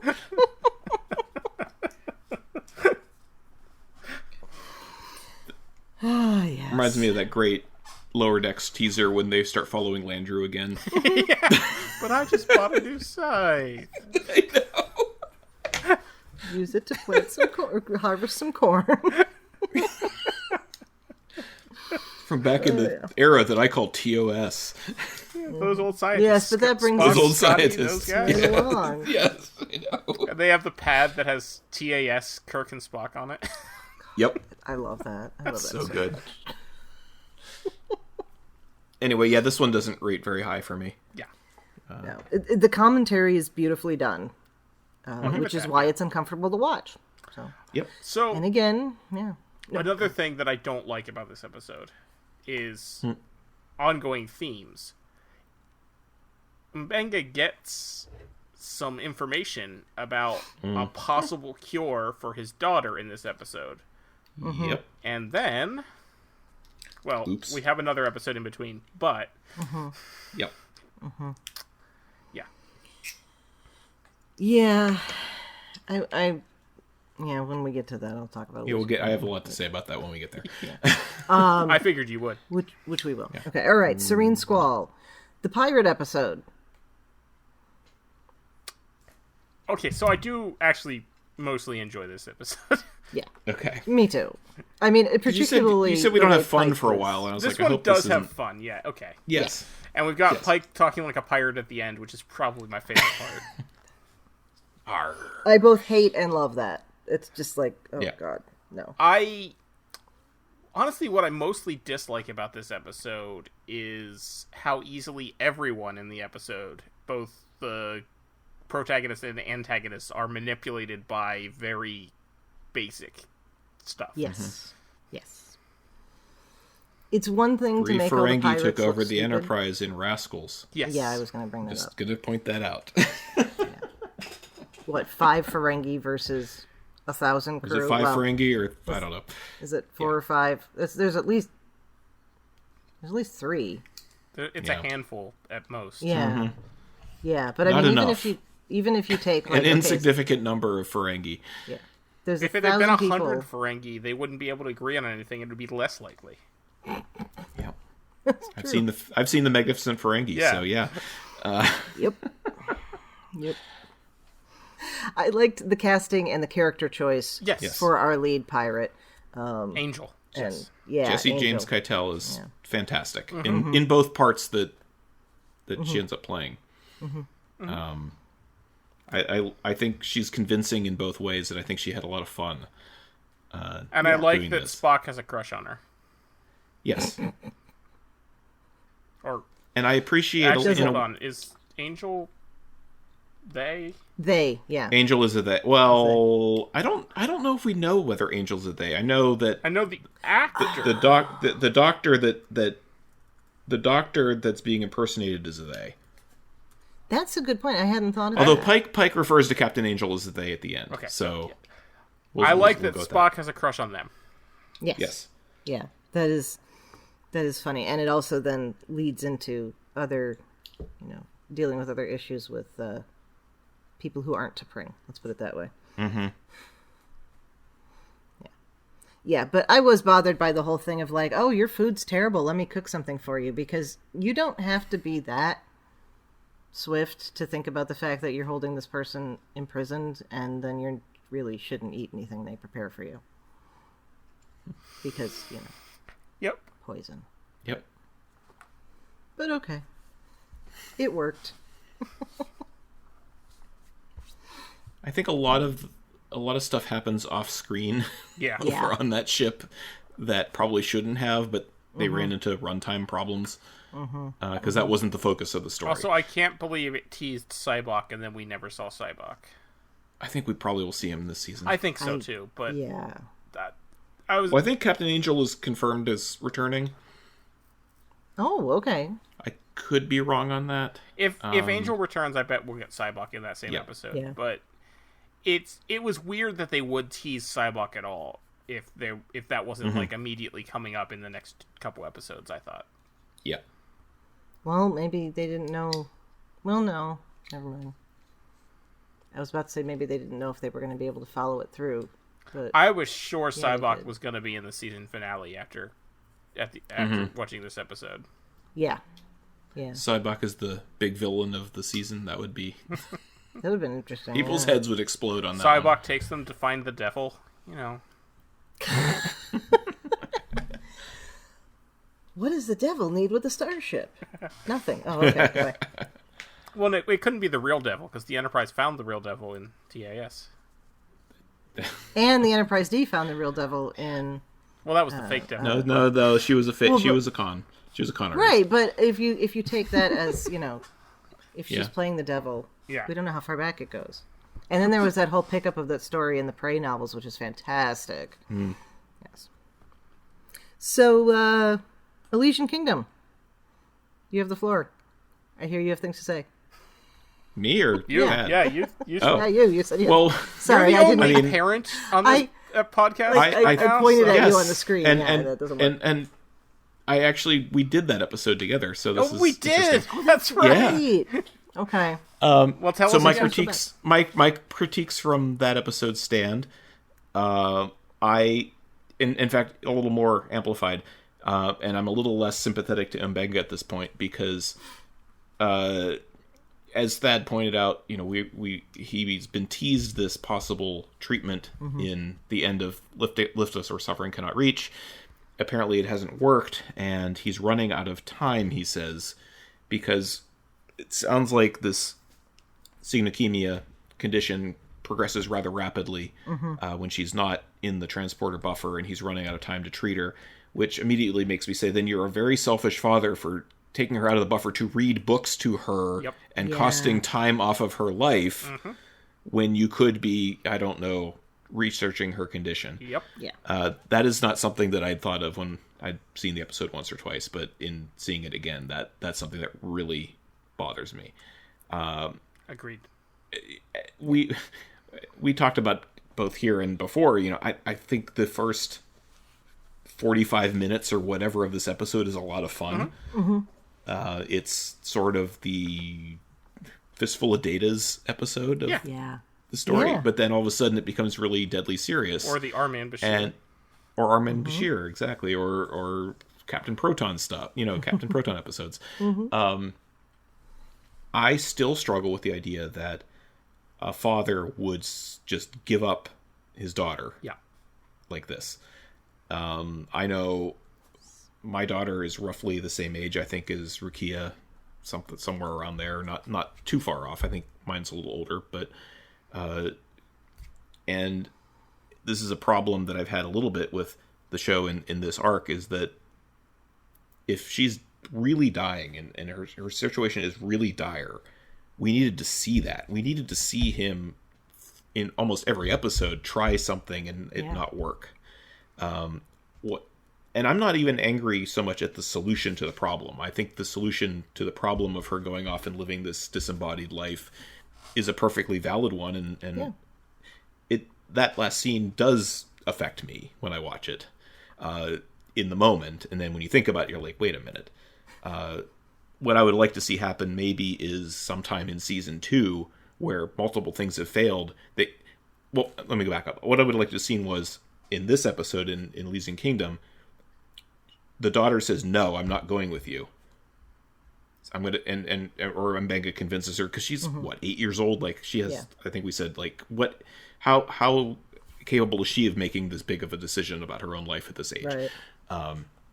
But that aside, like, they say, well, this is very tempting, but no, I'm not going, or she doesn't go. Mm-hmm. And then maybe by the end of this season, it's sort of like that episode, Thad, I know you watch it. It's like the 10th series of Doctor Who, where in the first episode, this girl in the water comes up and entices Bill to go off with her, and she says no.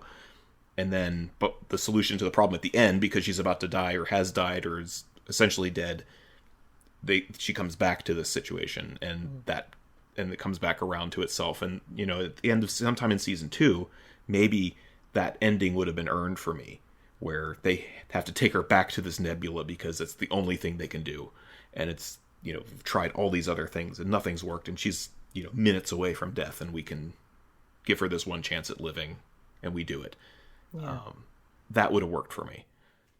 And it's a shame because watching all these other actors do all this wonderful over-the-top performances. Celia Rose Gooding is chewing so much scenery as the villain of the story. Bruce Horrick is finally given something to do that's fun and interesting, and he's going to go off and do many, many more episodes of wonderful character work. And God, seeing Anson Mount as a sniveling coward is just so wonderful. He's so good at that. And Princess Runa, I mean, come on, we love Princess Runa. But yeah, it's just completely undermined by the end of the episode for me. And I think Runa's the name of the dog. Yeah, I know. Oh, you're saying you love the dog? I love the dog. Oh, okay. I love that it's Christina Chong's dog. Okay, sorry. I thought you were saying that because Talia was the name of Christina Chong. Yeah, Princess Talia is good too. Okay, but you actually meant the dog. Got it. Okay, never mind. Carry on. Well, obviously, the dog is royalty as well. I mean, there's no question. Yeah. Her Princess Talia's little song of lament or whatever, and I can't even. Yeah, and he's like, great. Hey, you do that. That's good. It's just, I'm sorry, I'm going to come back to it again. The ending just is so tonally out of left field from that entire episode, and I don't know. I agree. I like what you have just said here, Carl. It made me think that could have been a whole wonderful foreshadowing of Pike's situation. And maybe the thing that gave Spock the idea, right? They could have used that as a lot of character building there, or at least setting up moments. And that hadn't even occurred to me the way you described how they could have done it better. And now I wish they had. Yeah, I don't. The episode bothered me too. With that again, I'm sorry, but if she has days to live outside the transporter buffer, why are you reading? Why are you spending every evening reading to her? Like, I get it as a father, I get the impulses of wanting to spend time with your child, but if that's costing you valuable time, then don't do it. Yeah. Anywho. And again, there's the same question. Maybe that's a theme that was intended throughout this, living versus surviving. Because again, she's surviving, not living. And yeah. But other than that, fun episode. And we get canonical verification of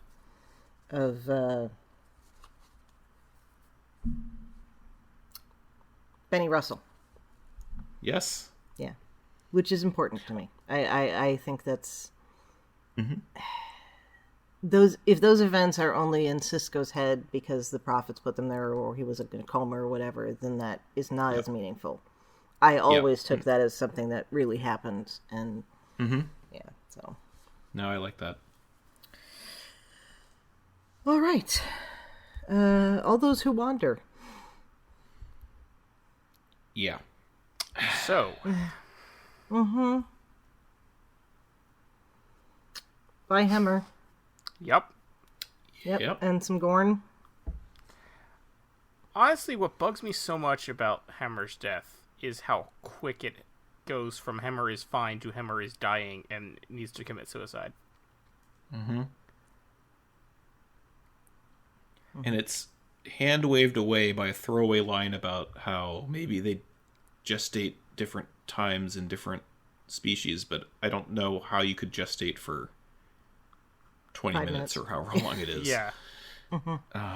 Especially because you would think, coming from a cold climate, if anything, his metabolism would be slower. Yeah. And actually, that could have been like a whole cure for it, because can a reptile gestate in a cold body? And there's also the thing that came up, I think, when we talked about this episode last time, where we said, well, did this actually kill the Gorn? Or are the Gorn that grow in an Enar going to be cold resistant? Yeah. Stay tuned. Guess we'll find out. Maybe. They're going to be the ones in charge in the hegemony. We'll find out. Yeah, I mean, Hemmer was a fantastic character that I really enjoyed from the beginning. I thought in most episodes he did not get enough to do, and then they just kill him off. And I'm not a fan. Also, not super thrilled with the Gorn being xenomorphs. Nope. Yeah. I've seen Alien before. Aliens. Yeah. And Spaceballs. I mean, that's all. Spaceballs, yeah. It is kind of a strange thing, even if you want to make them super alien. You know, they can have just regular eggs. It's not... And the whole thing of they're all going to try to kill each other and the alpha comes out on top, but somehow they are also a spacefaring species. Right. So sometime nothing about the Gorn makes sense. So at some evolutionarily. point, like after this, like child stage, they turn into the bipedal clothes wearing species growling that can talk. Yeah. Yep. Yeah, that doesn't make sense. But, you know, maybe they'll try to explain it. And then people will complain about that. People will complain regardless. That's true. That's true. But I don't hate the episode. It is well made. The story is compelling. I would have preferred if they either went a different way with it, or it wasn't actually the Gorn. And it was some other, alien lookalike. I just realized I have the beanbag Gorn in the background here. Hello, Gorn.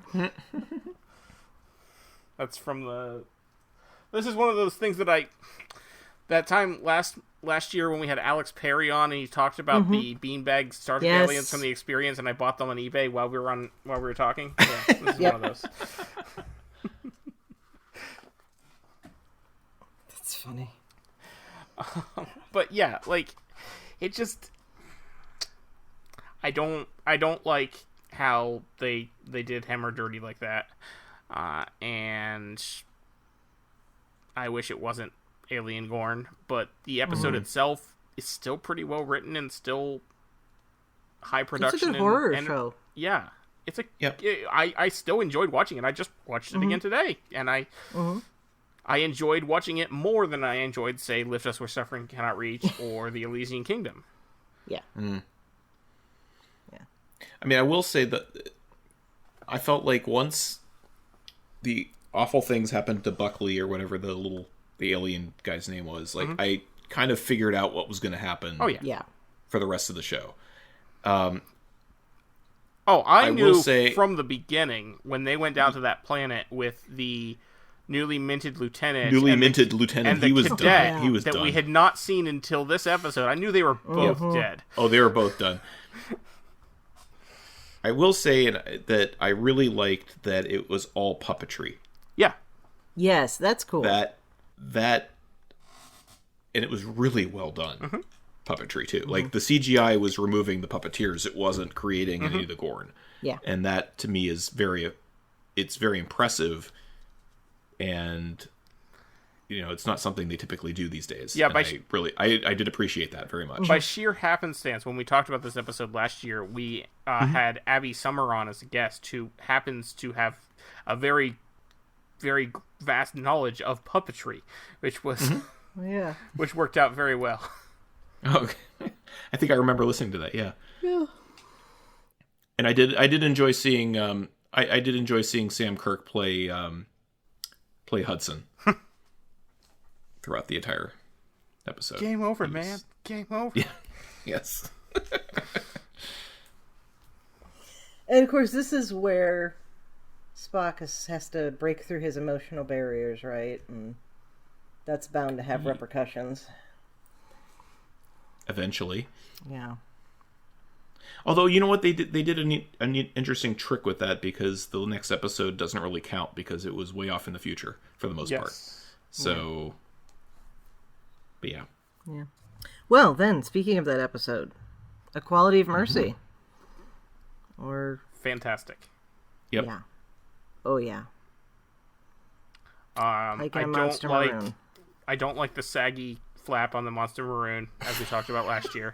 I don't know why they had to put the leather or the pleather on the shoulders either. Just I'm keep okay it the with same. the pleather Keep as it long the same. as the shoulder flap was higher up. But Okay.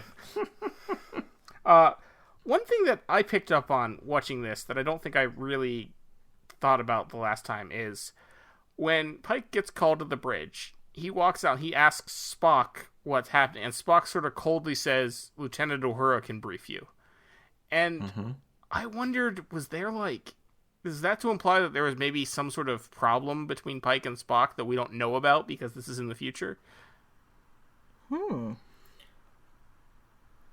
don't know, because right after that is when they went off to the ready room and Spock does the mind meld and is like, okay, I know what's so going I don't know. here. It just seemed odd. Yeah.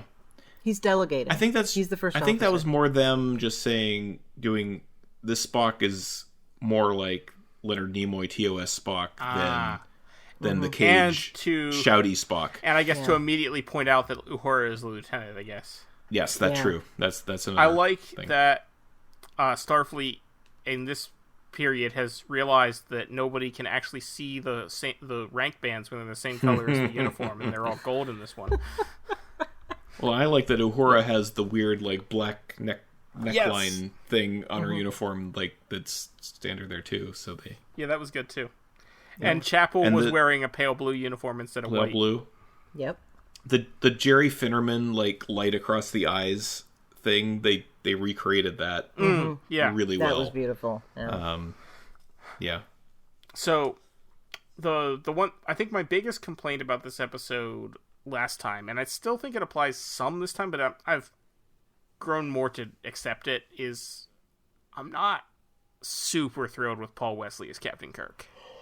No. He just doesn't look or sound the part to me. Well, he doesn't. Yeah, I mean, he's not a Shatner or even a Chris Pine in terms of.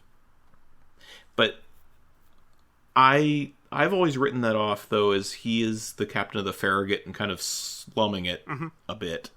I mean, no offense to the people in the Farragut. I like it. But he's not the captain of the Enterprise. Yeah, I mean, his ship doesn't even have a secondary hull. I mean... Nope. He's kind of down the totem pole a little bit. Yeah. And for whatever, for various reasons. And maybe it's the same reason that Ortegas is nothing like the Ortegas we've gotten to know from... Yeah. I mean, because Ortegas is the style stand-in there. But... Yeah. Yes, she is. Yes. It does bug me because it is not the Ortegas that we know. No. It's especially bad in this instance because in Balance of Terror, Styles, we have no idea it, because obviously Spock in TOS is Spock in TOS.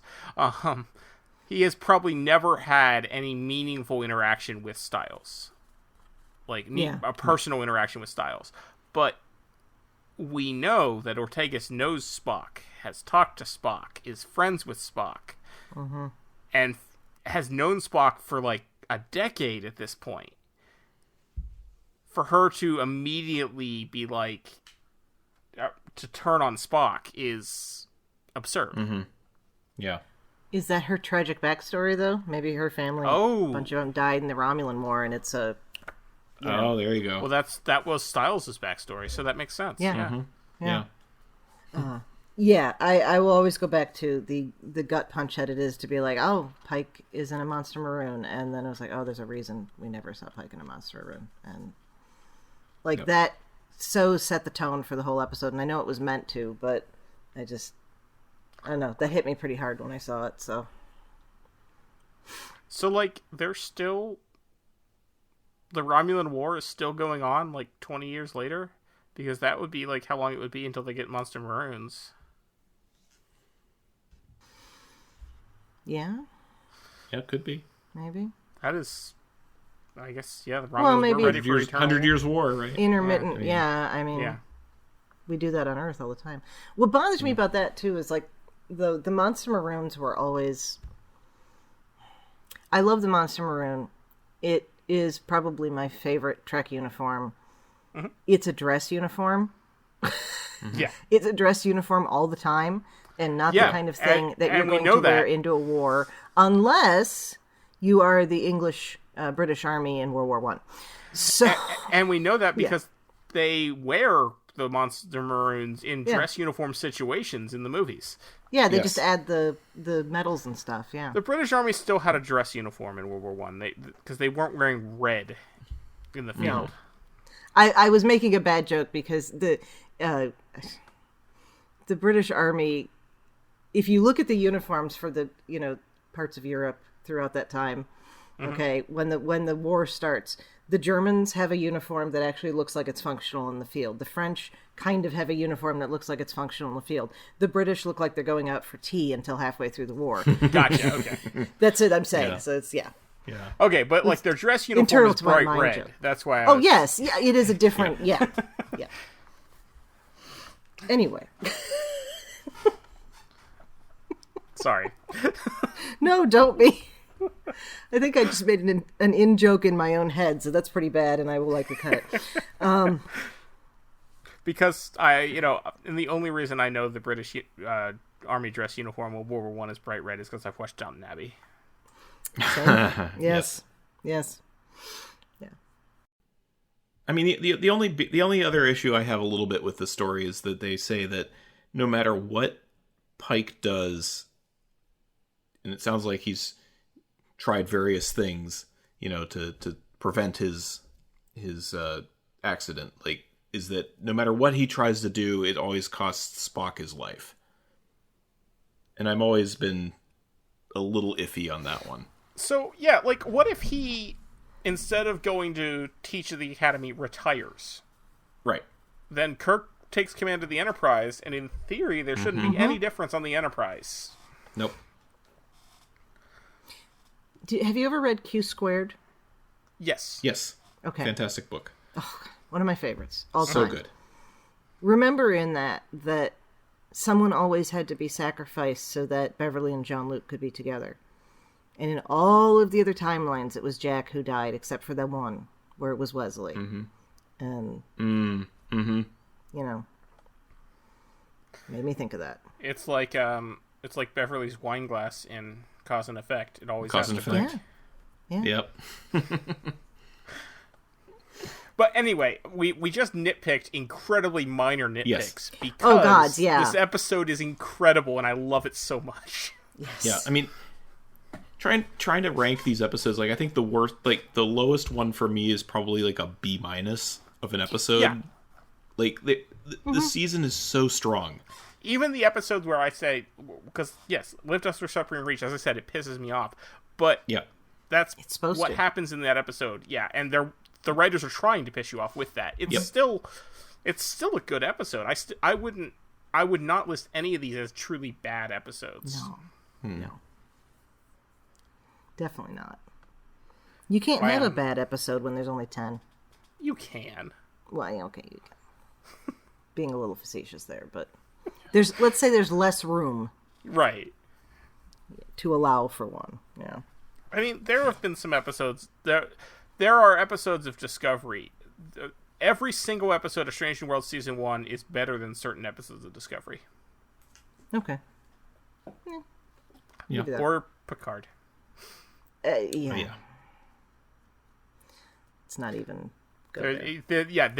Yes, every single episode of season 1 of Strange New Worlds is better than like half of season 2 of Picard. Season 2 of Picard could have been 5 episodes. Yes. For each story. It could have been 5 episodes, period, but they could have separated the stories so that they actually... You could have had a time travel story where he finds out about his childhood, and then you find this other story. Season 2 about of Picard had the opposite problem of season 4 of Discovery. There weren't enough episodes in season 2 of Picard, and there were too many episodes in season 4 of Discovery. Yeah. Yeah, season 4 could have been 5 episodes. Yeah.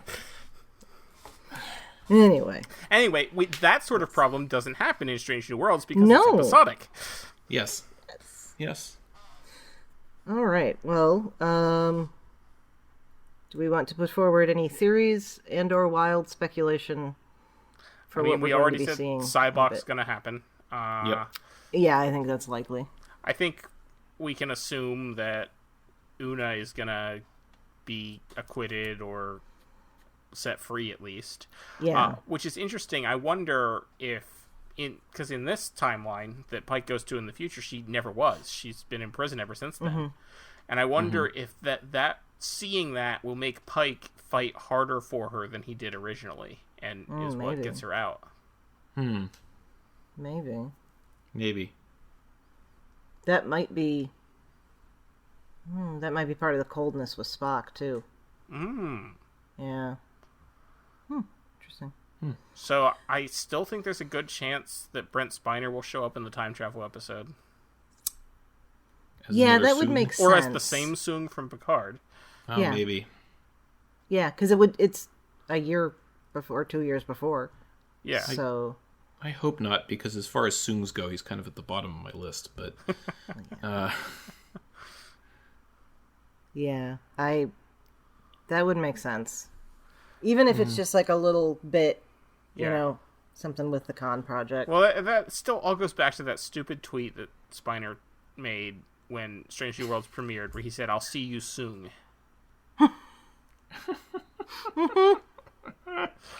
yeah. Yeah. Well, I'm trying to think, because we're assuming that story is going to be con related. That hasn't been confirmed, right? I can't remember. That hasn't, but okay. I mean, it makes sense that it makes would be. sense. They're going back to present-ish day. La'an's there. Yeah. It feels like they're setting that up. Yeah.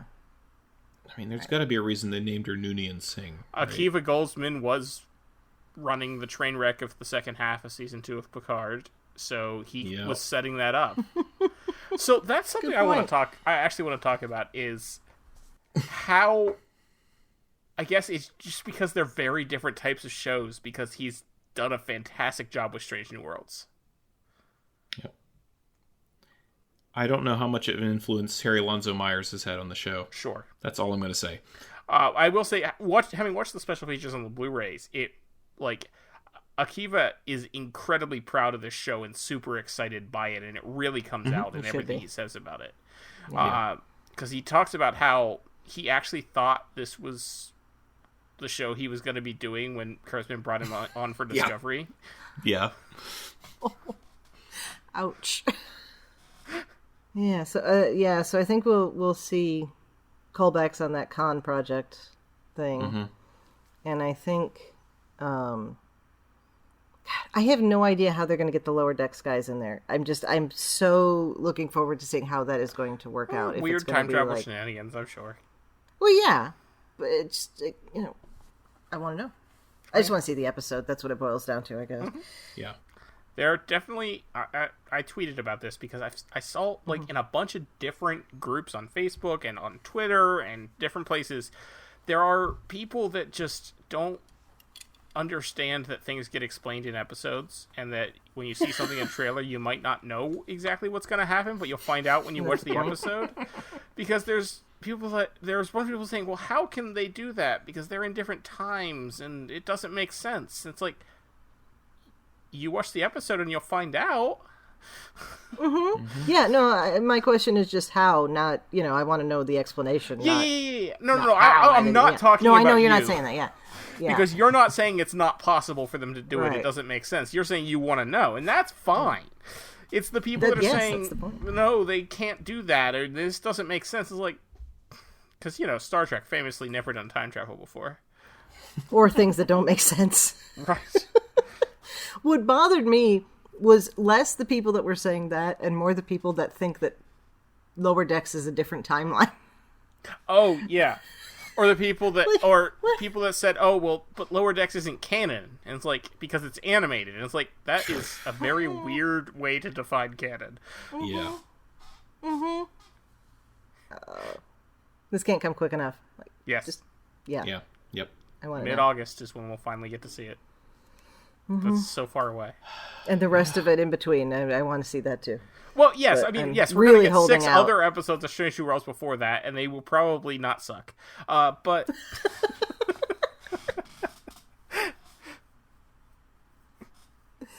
Likely not.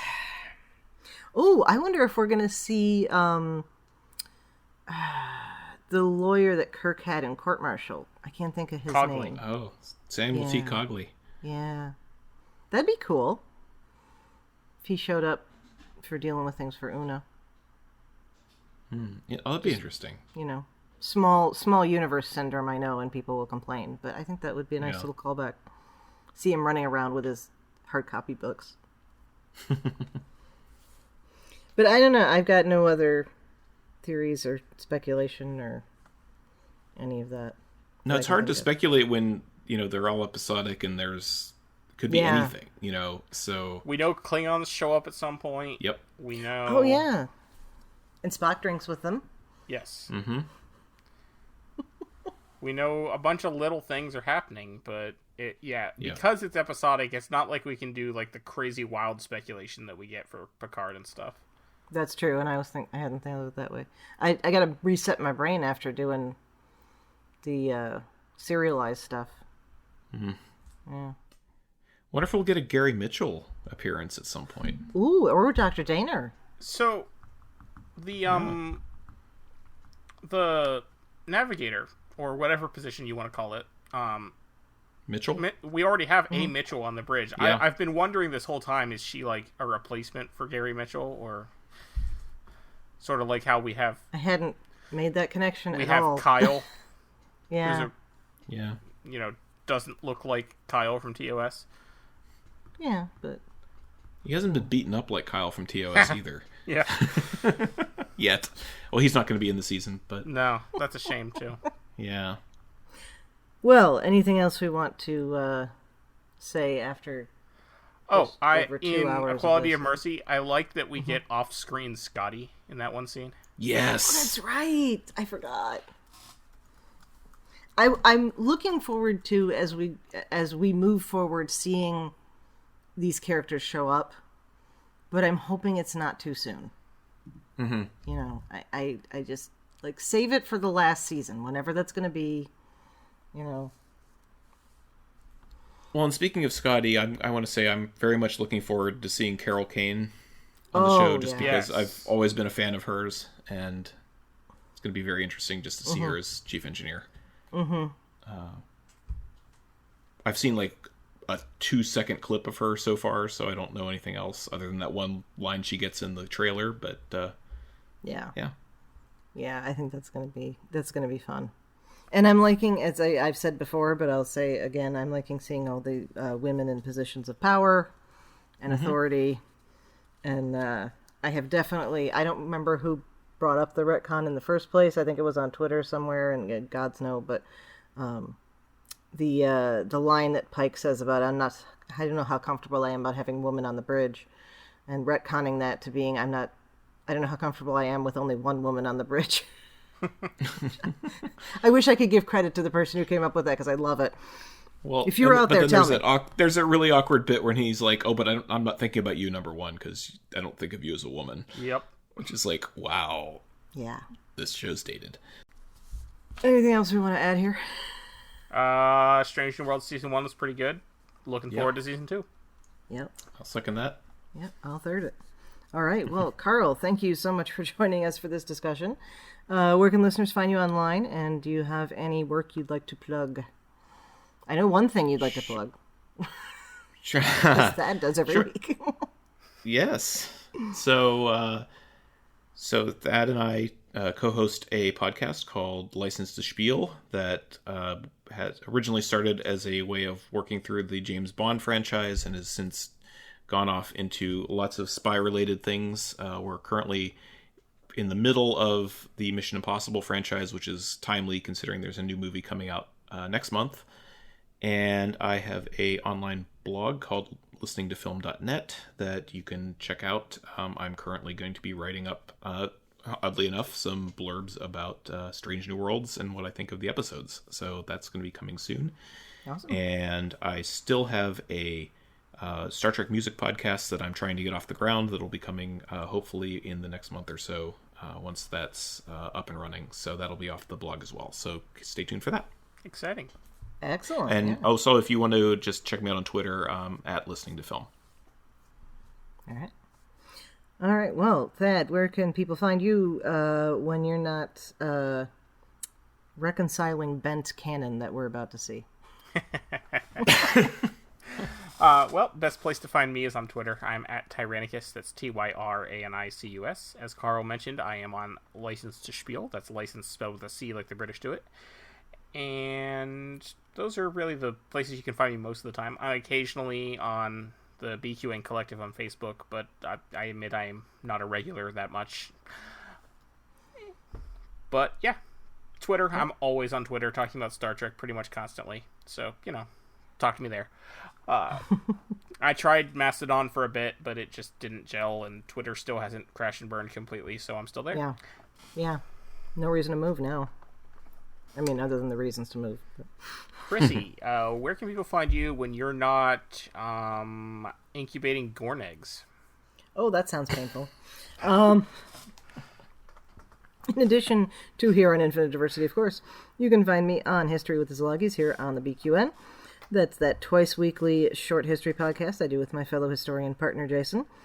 I'm also happy to chat about our shows in the BQN Collective on Facebook, and I'm on Twitter at the Goddess Livia, that's TheGoddessLivia, where I tweet about Star Trek history and leftist politics. Don't forget all our other great shows on BQN. What shows are on BQN, you ask? Well, here's a rundown of some podcasts you might be interested in. All Good Things, a Star Trek Universe podcast covering all of Trek, hosted by Amy, Mark, Christos, and Kelvin. Bargain Bin Gamer, a YouTube show hosted by Davey, a self-proclaimed gamer who specializes in reviewing and showcasing affordable video games. If you're lost in the Delta Quadrant, check out The Captain's Couch, a Star Trek Voyager podcast hosted by Jeremiah sitting on Janeway's Ready Room couch. Cinema Z, a film discussion and review podcast showcasing films you probably missed but should definitely check out. Hosted by Mark, Matt, and Laz. Beam Aboard the Galaxy Class, a Star Trek Next Generation podcast covering all of TNG. Hosted by Amy, Joe, Rhea, and Kevin. History with the Szilagys, a snippet of historical events from around the world, hosted by Chrissie and Jason. For the newest Trek coverage, check out Infinite Diversity, hosted by Chrissie and Thad. Test your Trek knowledge with Treksperts Quiz, a Star Trek quiz show hosted and written by Davey. Union Federation, covering all things Star Trek and the Orville, which we all know is really a Star Trek show, hosted by Kyle, Kevin, Amy, and Haley. Spill the Tea with What's the Tea, Bev? A Trek current events and fan interview show hosted by Christos. And for our Patreon members, we have The Hive Mind, BQN's monthly roundtable discussion with hosts and listeners. It's Green, a cornucopia of topics hosted by Mark. And Amy's Math Moments, a quick look at math moments in Star Trek, hosted by Amy. We know you have a choice of podcasts to choose from, and we thank you for listening to BQN. assimilate the audio. All right, well, thank you so much for tuning into Infant Diversity. Thank you to Zach Tripp for the wonderful theme music and Mark White for the awesome show art. Please subscribe in your favorite podcast player, and don't forget to rate and review us there as well. If you want to reach out, you can find the network on Twitter at BQN Podcasts, or our show specifically at IDIC Podcast. You can also talk about any and all of the BQN podcasts in our Facebook group, the BQN Collective. When you next hear from us, we'll be talking about the Season 2 premiere of Strange New Worlds, The Broken Circle. Until then, peace and long life.